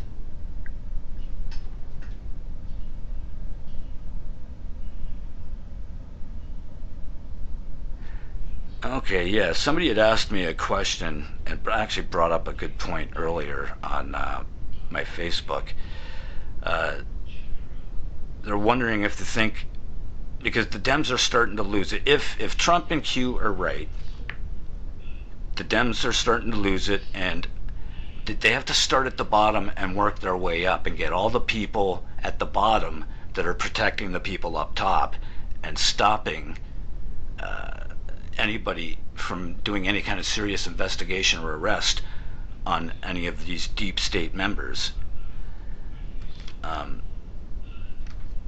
So yeah, there it is. Okay, lost my place there. And he asked me if you think there's any chance that while the Dems are still in charge somewhat, with all of their minions at least, in police and mayor's offices and lawyers and judges, you think they may try to have the police attack the public in a last-ditch effort to get the public to start a war so they can, publicly announce the lockdown. and really start beating people with bats and pulling another Kent State, but on a nationwide scale. And that kind of freaked me out. I was like, man, that hadn't even crossed my mind at that point. And you never know with these freaks, right? Look at everything they're actually pulling and saying and getting away with. They're the ones holding everything up. And yet they're giving everyone the impression that it's all Trump's fault. And I had seen earlier, there was this guy, and I got to start writing down these people's names, but he did a post about a press conference Trump did, and I'm not sure if it was today or yesterday, but it was fantastic. He brought out a TV and a video. He had either he had somebody in his cabinet throw together, or somebody just threw together because they were sick of all the bullshit coming from the press. They try to say he waited too long to do anything, and they've even got people that were Trump fans that still are to some degree, but questioning him and going, yeah, he waited too long and stuff. No, you got to remember, he didn't. And in this video, he shows it beautifully, and he displays it in front of the press corps, or who was there from the press corps. And it starts out with how they're saying he didn't do anything, he waited too long, and then it shows a video of March 10th. I can't remember the exact date, but let's say it was March 10th, and then it'll bring up the video of him shutting down, saying that he's stopping planes from coming in. And that was pretty early, man, because everybody got mad at him, and they lost their shite and started calling him xenophobic and racist and everything. Remember that, people? Everybody went nuts when he started shutting down the planes. He did that early, and after that, then he shows a video of Nancy Pelosi in Chinatown after this coronavirus has been announced, and she's going, no, it's all okay, everybody come to Chinatown. Then it shows clips of the press saying all the things that they're saying he's not allowed to say, like calling it a Chinese virus and stuff like that. And he's got all the clips of CNN and all these stations doing it. And then when he's done playing it, one guy, one of the butthurt guys, I believe he was from ABC, he speaks up and he's like, who produced that? Who paid for that production? Thinking he's going to nail them for spending taxpayer money. And he's like, well, somebody here made it in like 2 hours. It's like, yeah, dude, you're a journalist and you don't know that people at home can make a video in an hour on their own computer and upload them on YouTube? What do you think YouTube is, dude?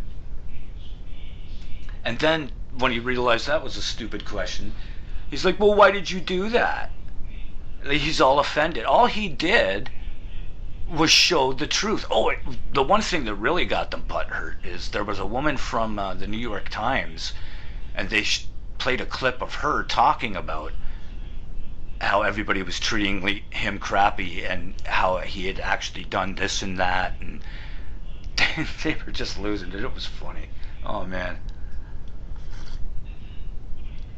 So you just got to remember that, too. You can't just go after these people, because if you start doing that right away, they lawyer up, they start, doing the death by suicide body counts of Hillary Clinton and such. They want to make sure they can stop these people from doing it. That's it, period. They want to stop them, and you can't do that if you announce your plans on the news.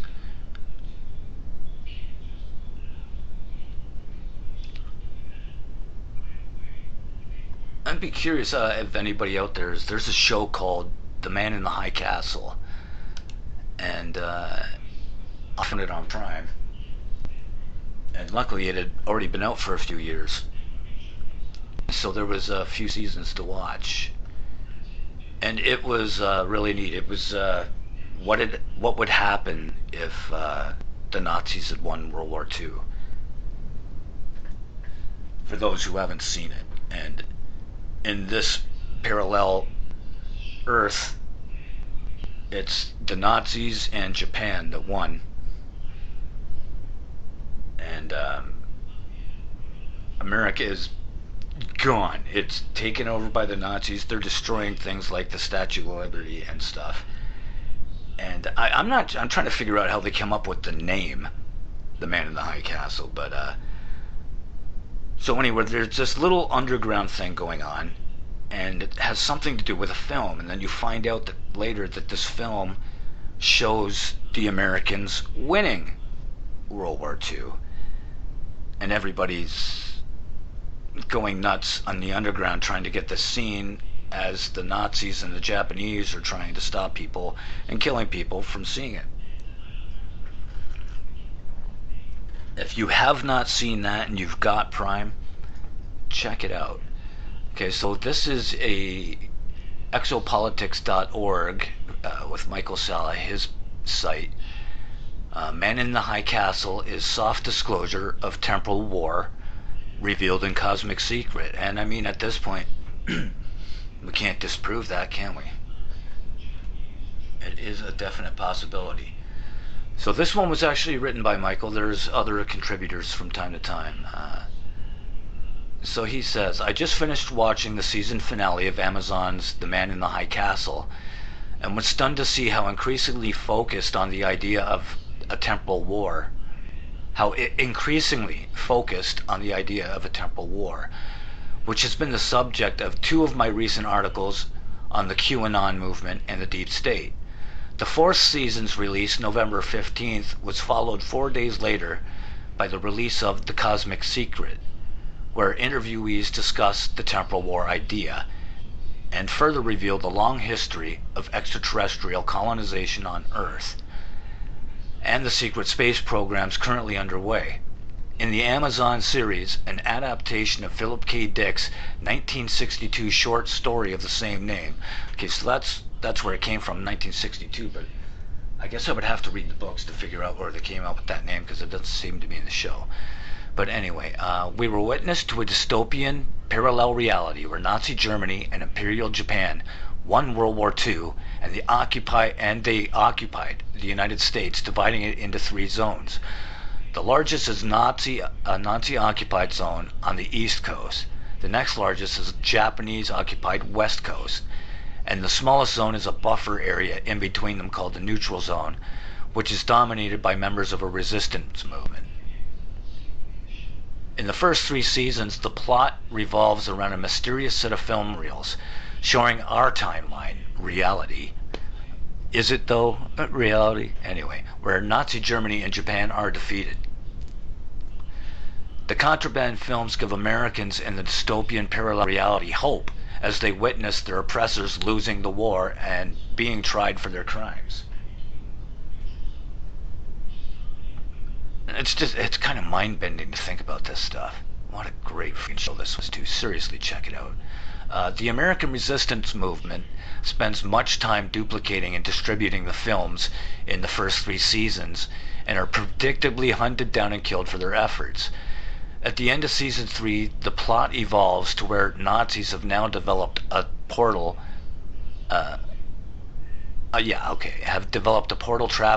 travel machine, aka time machine, which they plan to send temporal agents into our timeline to first spy and then change it so the Nazis can take over.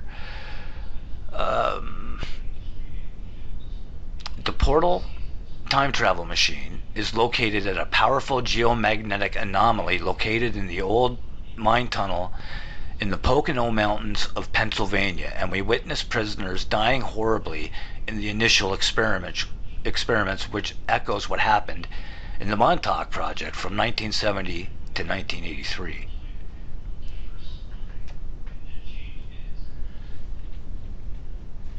I have got to email him, but I am going to be talking with Stuart Swerdlow very soon, because eventually this lockdown, people are going to get sick of it, and I'd like to talk to him before the revolution. just in case I don't survive it and I can pop this up on YouTube for posterity's sake.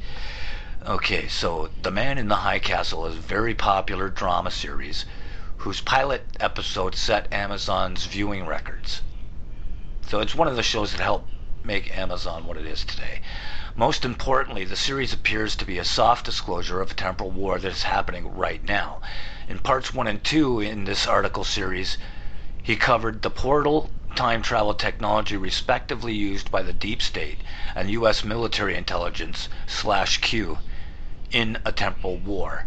The idea of Nazi temporal agents coming into our reality to spy and change it is countered by people in dystopian reality being able to visit our reality through spontaneous consciousness shifts and thereby offsetting the efforts of the Nazi temporal agents. Yeah, it starts to expand beyond just this machine. And that certain awake people are actually able to close their eyes and focus and transport themselves physically to our reality. And it kind of makes you wonder what would happen to your doppelganger. Do they disappear to your reality? And I think that's where they were going with this TV show. That in this show anyway, that's what happened.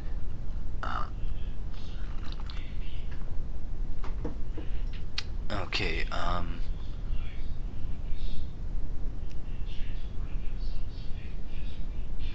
in the final episodes of the series, the Japanese occupation of the Pacific states eventually fail, and the Nazi effort to take over the Pacific states collapses after the defection of high-level U.S. military officials. The final scene shows how the Nazi temporal war is over, and thousands of temporal refugees start pouring through the Nazi portal to a new life on Earth. The key question that arises is whether the series is based on facts. Is a parallel Nazi civilization trying to change our timeline? That's a head scratcher because it could very well be so. Okay, in the series, the Nazis... Okay, I did leave off there. So, in the series, the Nazis are depicted as occupying a dystopian parallel reality using a portal to affect changes in other timelines. In our reality, however, as he is shown in Antarctica's Hidden History, I believe that's one of his books, check those out on Amazon as well, a group of German nationalists and Nazis established a breakaway colony in Antarctica during World War II. This colony is significantly expanded with bases on the Moon and Mars, and exerts I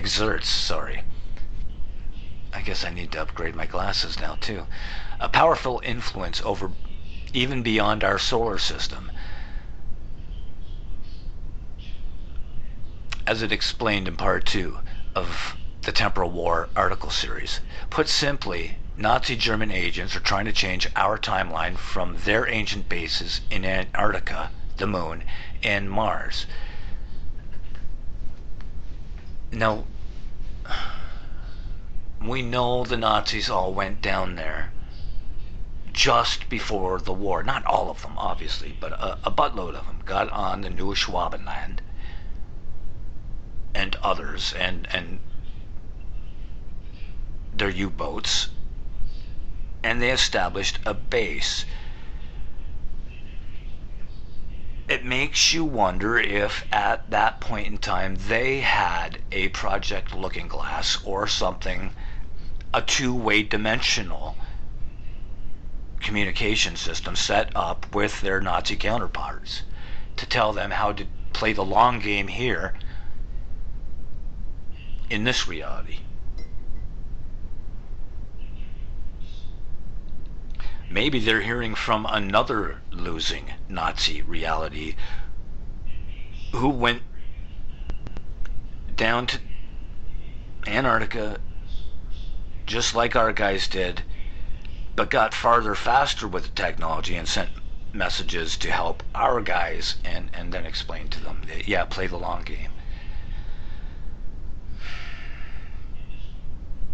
And then again, these days, man, I really do not know what to think about the Holocaust. All the facts that I have researched and that other people more learned than myself have researched, and that even Jewish researchers like David Cole has put together videos with Auschwitz survivors, and he went to Auschwitz and did a tour, and he went into, during the tour, he would ask normal questions. He let them know he was doing a documentary, and he had a camera guy there.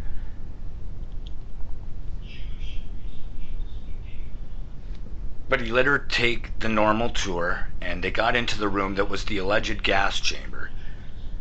And there were doors on it. There was the lid on the top that they alleged that they would open up to drop in the cyclone gas and then close it. But you could tell that this room, there was plumbing. It was a bathroom or a shower with a toilet at one point. It had a door, and he asked, "Are these the original doors?" And she said yes. And this door was like an old-time office door with a gap underneath it, a gap at the top, and a glass window pane on the top half of it.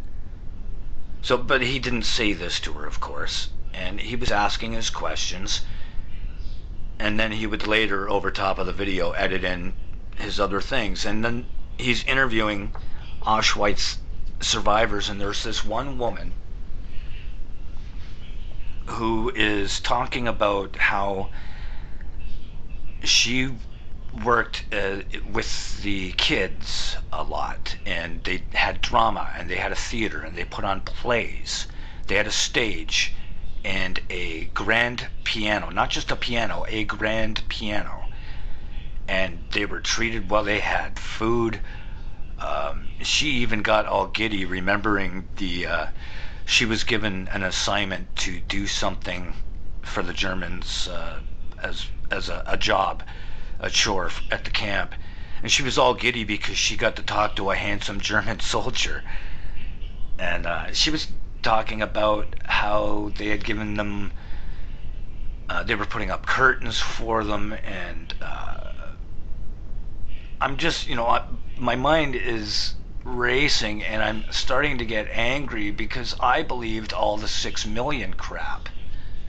And then there was other evidence that had come out stating that originally the Red Cross, the numbers the Red Cross had come up with for the amount of people, just people in general, that were killed in these camps by the hands of a German, a Nazi, outright murder, were much, much lower than 6 million. There were more like a couple 100,000, and only about 140,000 approximately were actually Jews at the time. And there's so many that would have the tattoos as well, that would have 5 digits. And they all seemed, there was another man, he was talking about how they had money, and they had a canteen where they could go in and buy stuff, and they were able to mail letters to their friends, and their friends could bring them stuff and put money in their camp wallets for them. Huh? And then another guy was talking about how they had soccer teams, and they would play with other camps and stuff, and that there was, every once in a while, the German officers would want to play with them, and they would join in and play. There was nothing being said about the horrors that were described. Now, there, of course, a lot of people died back then, but that was typhus. The Zyklon Z, or whatever it was used to kill that off. When you go to Auschwitz, and now I'm just playing devil's advocate. Of course, it could have happened. I don't know what to believe these days. That's my point. I'm on the fence about everything. I just know that it's pretty suspect that the Jews seem to be the heroes of the Bible, the heroes and the victims, and it was written by Jews, and it says they're God's chosen. That just seems pretty convenient to me. And when you hear these people did not go through what they went through, and David Cole was proving all this stuff, and I had posted a video about it, and YouTube had taken it down. It had upwards of 100,000 views, and it was removed for going against community guidelines. And the fact of the matter is, it was all over the place. I copied it from somebody who had posted it on Facebook, and their post was still up, and I searched it out on YouTube, and other people's posts were still up, and they had anywhere from 5,000 to a couple 100,000 views. Theirs were still up there. They had commercials on theirs, but I was being shut down for whatever reason.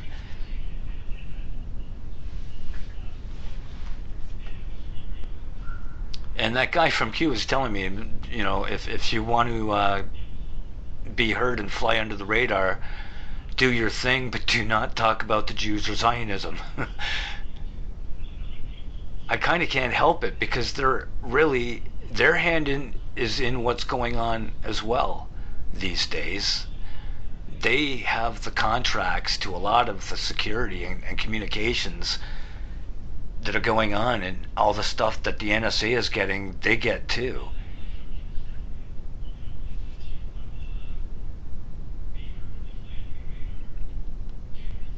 Okay, sorry. So back to the article. Left off talking about how it's possible that the Germans went down there and they were in touch with their other selves from a different world, whether it be one. I guess it would make more sense that it would be one that did win, and they were trying to tell these guys how to win given their current circumstances, and they played the long game. But where I was going with that is, I don't know what to believe when it comes to Hitler, because look, Stalin killed a hell of a lot more people than Hitler. 25 million. Okay? So why are we not talking about him? Well, wasn't Stalin Jewish? I'm pretty sure if you check out his lineage, he was Jewish.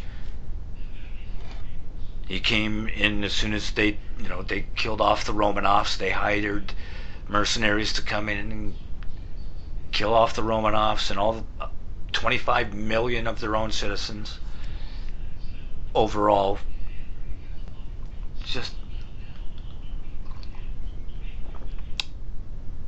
But it's always about Hitler, so I want to know, was this guy a lunatic? Now, eventually, I believe he did become one, because these guys were all on meth, too. That's what Blitzkrieg was all about. They created meth and gave it to their guys, and that's why the tank riders, they were gone like bats out of hell, man. They took off, and they would stay for a little bit. They would wait until they saw a few soldiers, the ground troops, starting to show up, and then they took off again and went to the next town, and they were spreading their communications lines really thin. But they were able to do this because they were all hopped up on meth. They weren't sleeping. They were up for like a week. And eventually Hitler was taking the same stuff. So that's got to mess with your train of thought. But once again, now I go back to now all the people going, oh, he's anti-Semitic or whatever, and he's a Hitler fan. No, once again, I'm back on the fence, because I know what William Casey said. When everything Americans believe is false, we'll know that our program is complete. So once again, I said everything, not some things. The things that are being pushed the most, and what is it? It's Hitler, Hitler, Hitler. Not even just Trump. Well, they were calling him Hitler too, and you and me. If we try to speak up, they call you Hitler these days. That's the big Democrat go-to. You're racist and you're Hitler. So it makes me scratch my head when it comes to that whole thing. Now, of course, I'm certain there were some Nazi officers that bought into that whole crap. But out of them, it was the U-boat captains. They were not allowed to have any political affiliations. And whenever possible, when they sunk a ship, if there was no need to kill them, they didn't, and they would even, give them like life jackets and food or whatever, and hang out in the area until somebody was getting close. They'd seen them on radio. They would stick around and help them. Those guys had honor, and you can go to I think it's sharkhunters.com, and there's great information on that.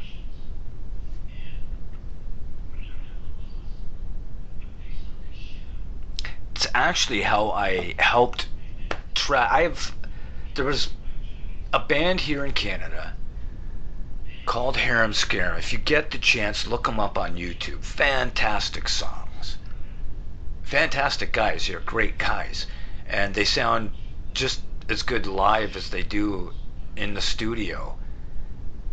And there was always something that looked very familiar about the singer to me, and his name is Harry Hess. Yes, Hess.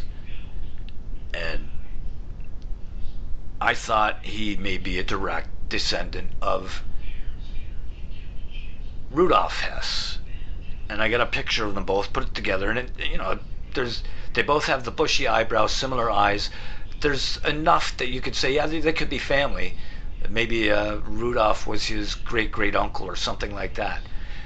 And then I was watching a show on TubiTV.com. That's a good site for people who don't have the money for Netflix and stuff. Go to Tubi, it's free. And so I was watching the Shark Hunters, and he was talking about the U-boat commanders and how they had honor. And a lot of the people that are in Shark Hunters, they were Navy and Marines on these ships and in the submarines, but they're also German guys. These guys are all friends now, and they also share a lot of the same conspiracies.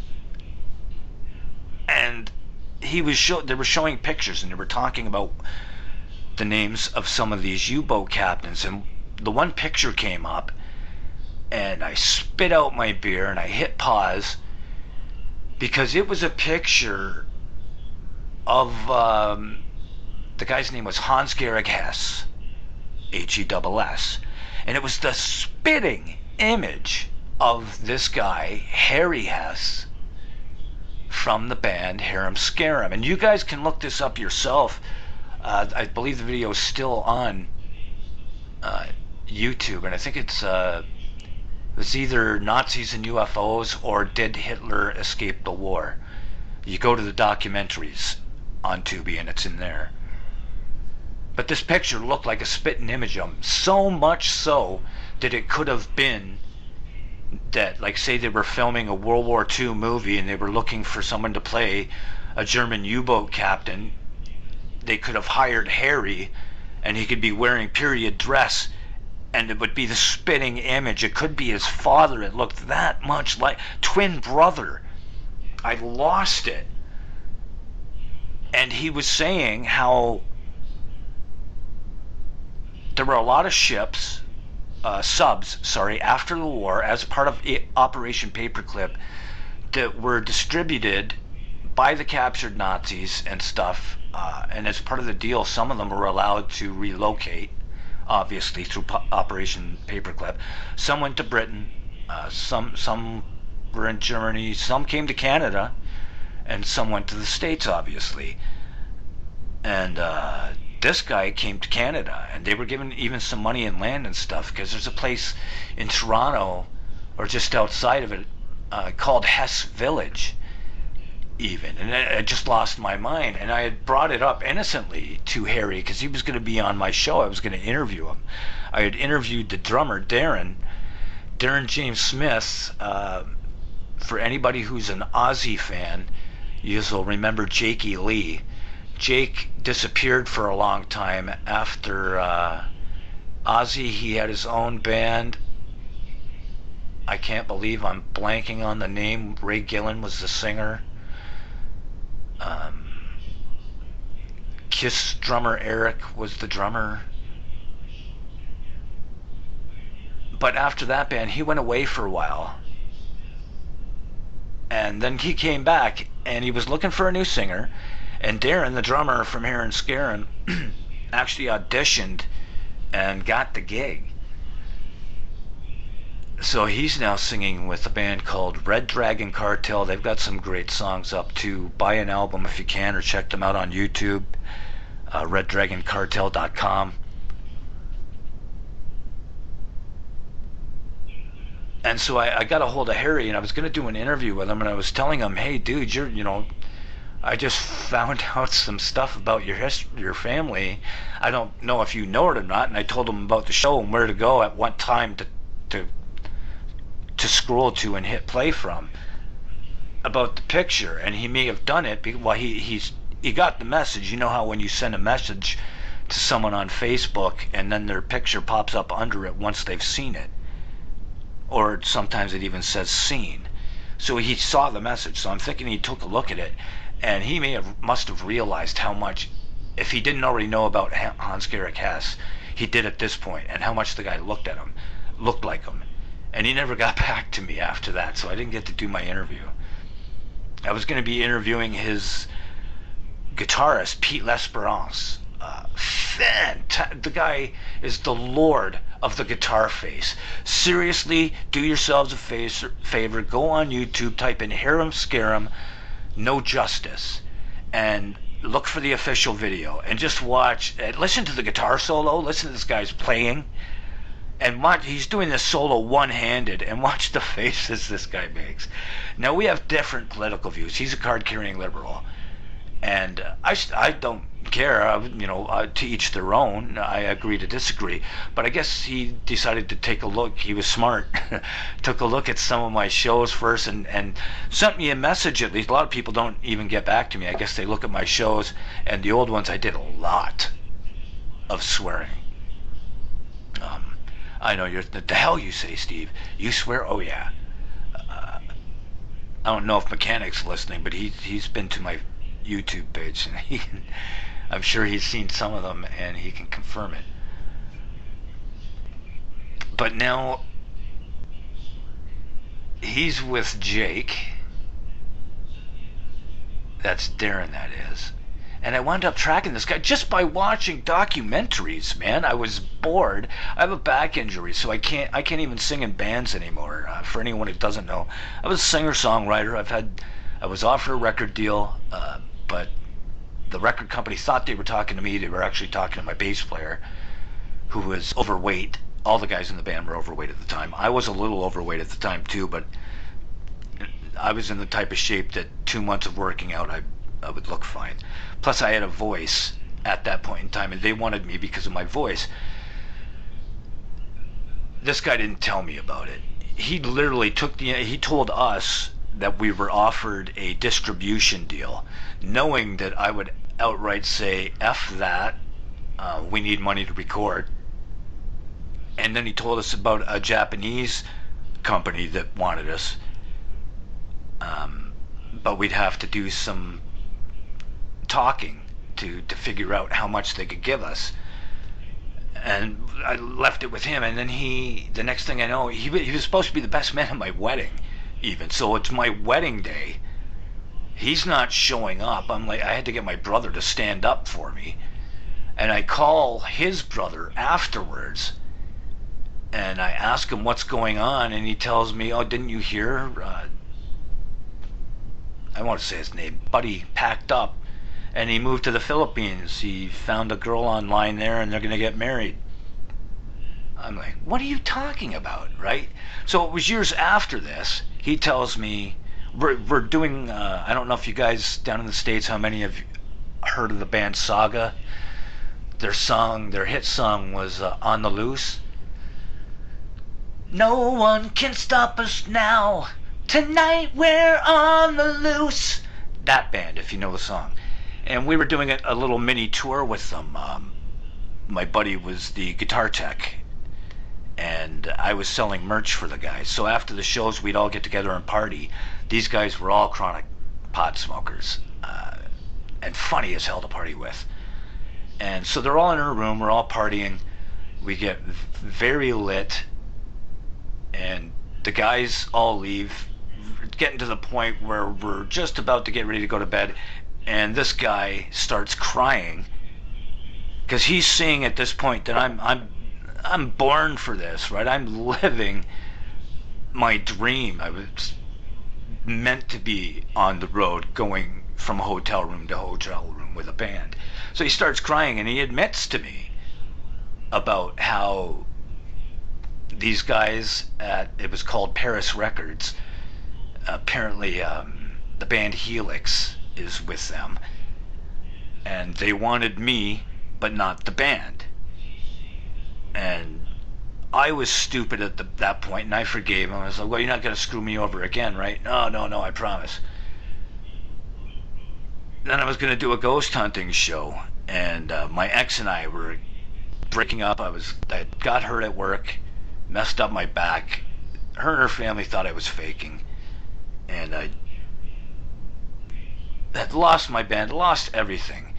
Decided I was going to do the other thing I was good at, because I'm an empath and ghosts just come to me. When I turn on a recorder, if there is a ghost around, I'm going to hear them. They show up on that tape. And I was getting a lot of stuff from my father-in-law. So anyway, I got this guy involved, and he helped me put a song together. I wrote some lyrics, and he was putting the music together. And I had brought up, there's this band called Slick Toxic, and I was friends with the singer, Nick Walsh, at the time. And my ex was a total groupie. She loved all those bands. She would go to all their shows. So I was like, man, actually I can hear Nick singing on this song, and she laughs in my face. There's no way he'd even give you the time of day. So I look at her and I go, really? So I send him a message. Like he said, he was a friend of mine at the time. He was on my Facebook. I sent him a message. 20 seconds after I sent it, probably the amount of time it took to read it, he's sending back a message. Yeah, man, sounds awesome. Let me know when you're ready. And I show it to her, and she's like, huh?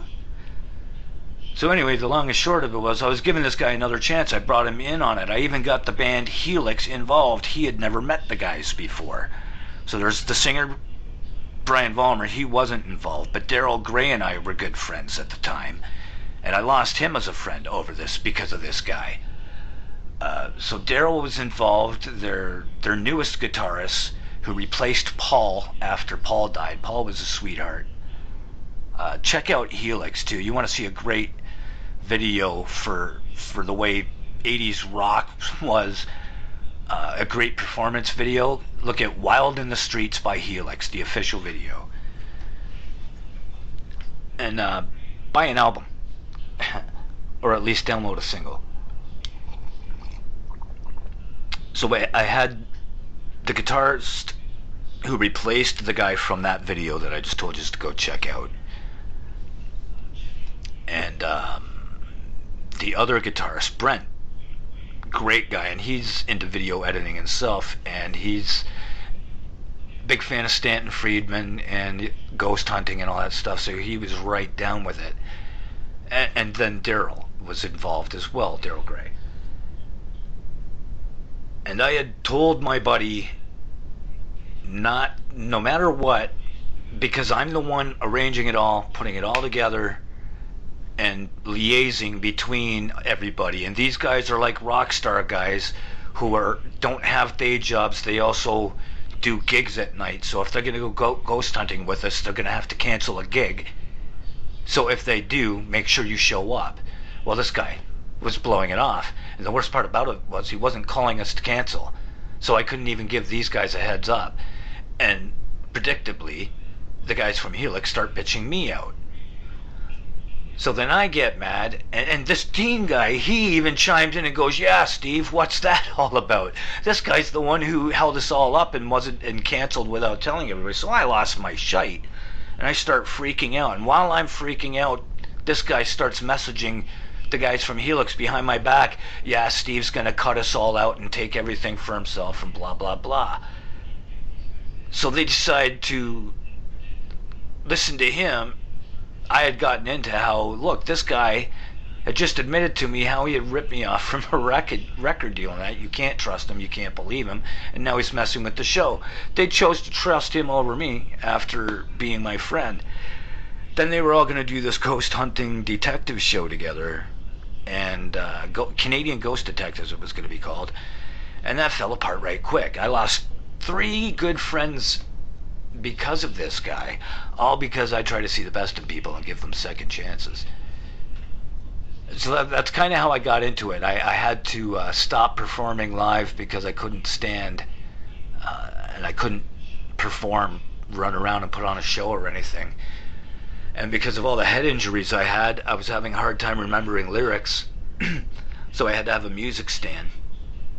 And some people were prissy about that. They didn't want, oh, you should remember all the lyrics. I'm like, well, let's see how much you remember after having your head slammed in 5 or 6 times. But that combined with the back injury that I just couldn't do anymore, so I figured I'd get into ghost hunting. And then this guy screws up my ghost hunting show. So then another guy's like, you know what, Steve, you're into this conspiracy stuff, and the way it's going, you'd probably have a better chance of being able to do something UFO-wise. And this was back at this time, I was looking for a career. I wanted to be the guy who wanted to be famous. It wasn't so much fame. I wanted to be known just enough to be able to make a living. I don't care about being rich, but yeah, I was in it for money.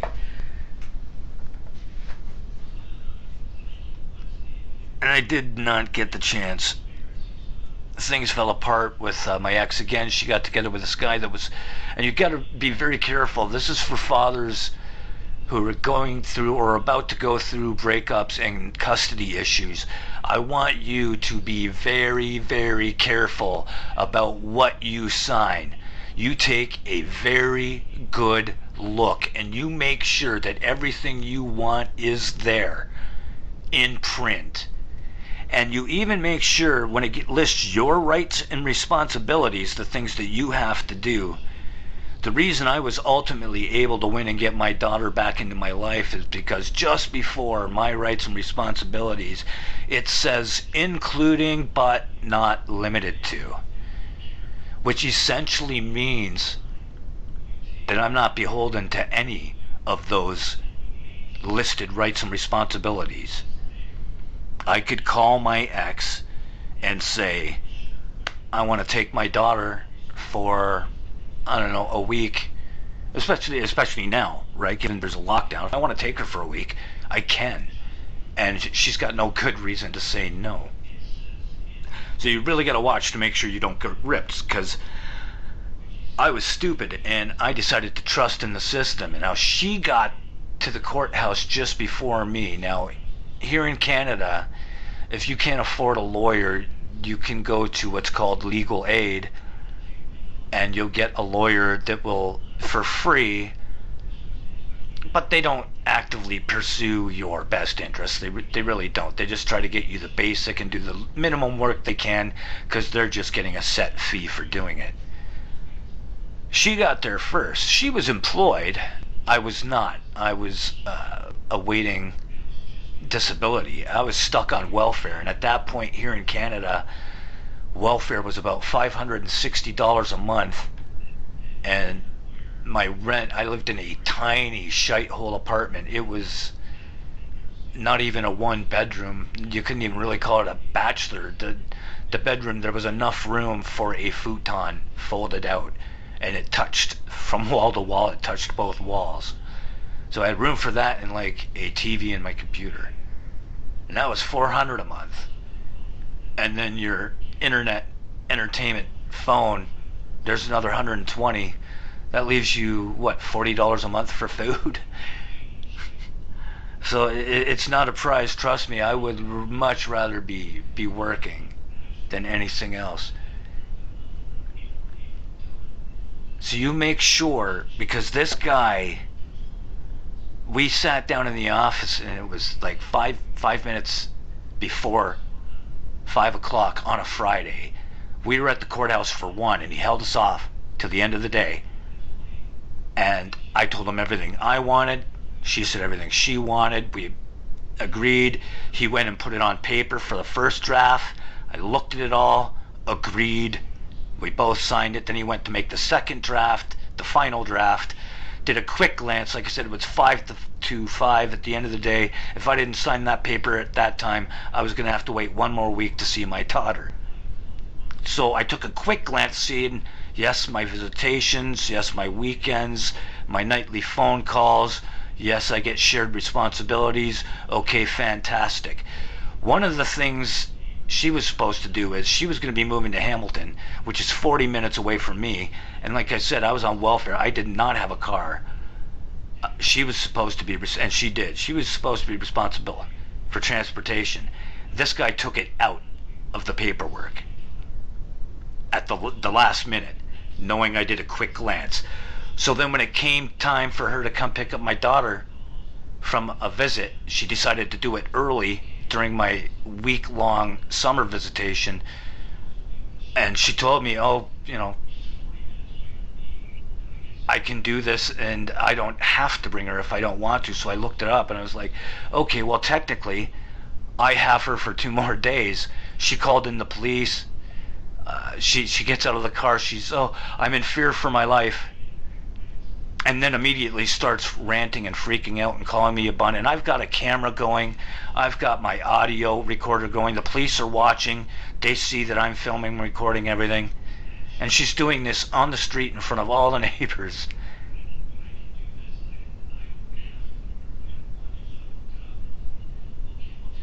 So that's when I decided, okay, something's got to be done. Well, actually, they screwed me for 2 years. It took 2 years for me to finally figure out and do enough research to check it out and to find that part that said including but not limited to. Sorry, I'm stammering here. It's 11:57 and I'm expecting that final bumper to start any minute.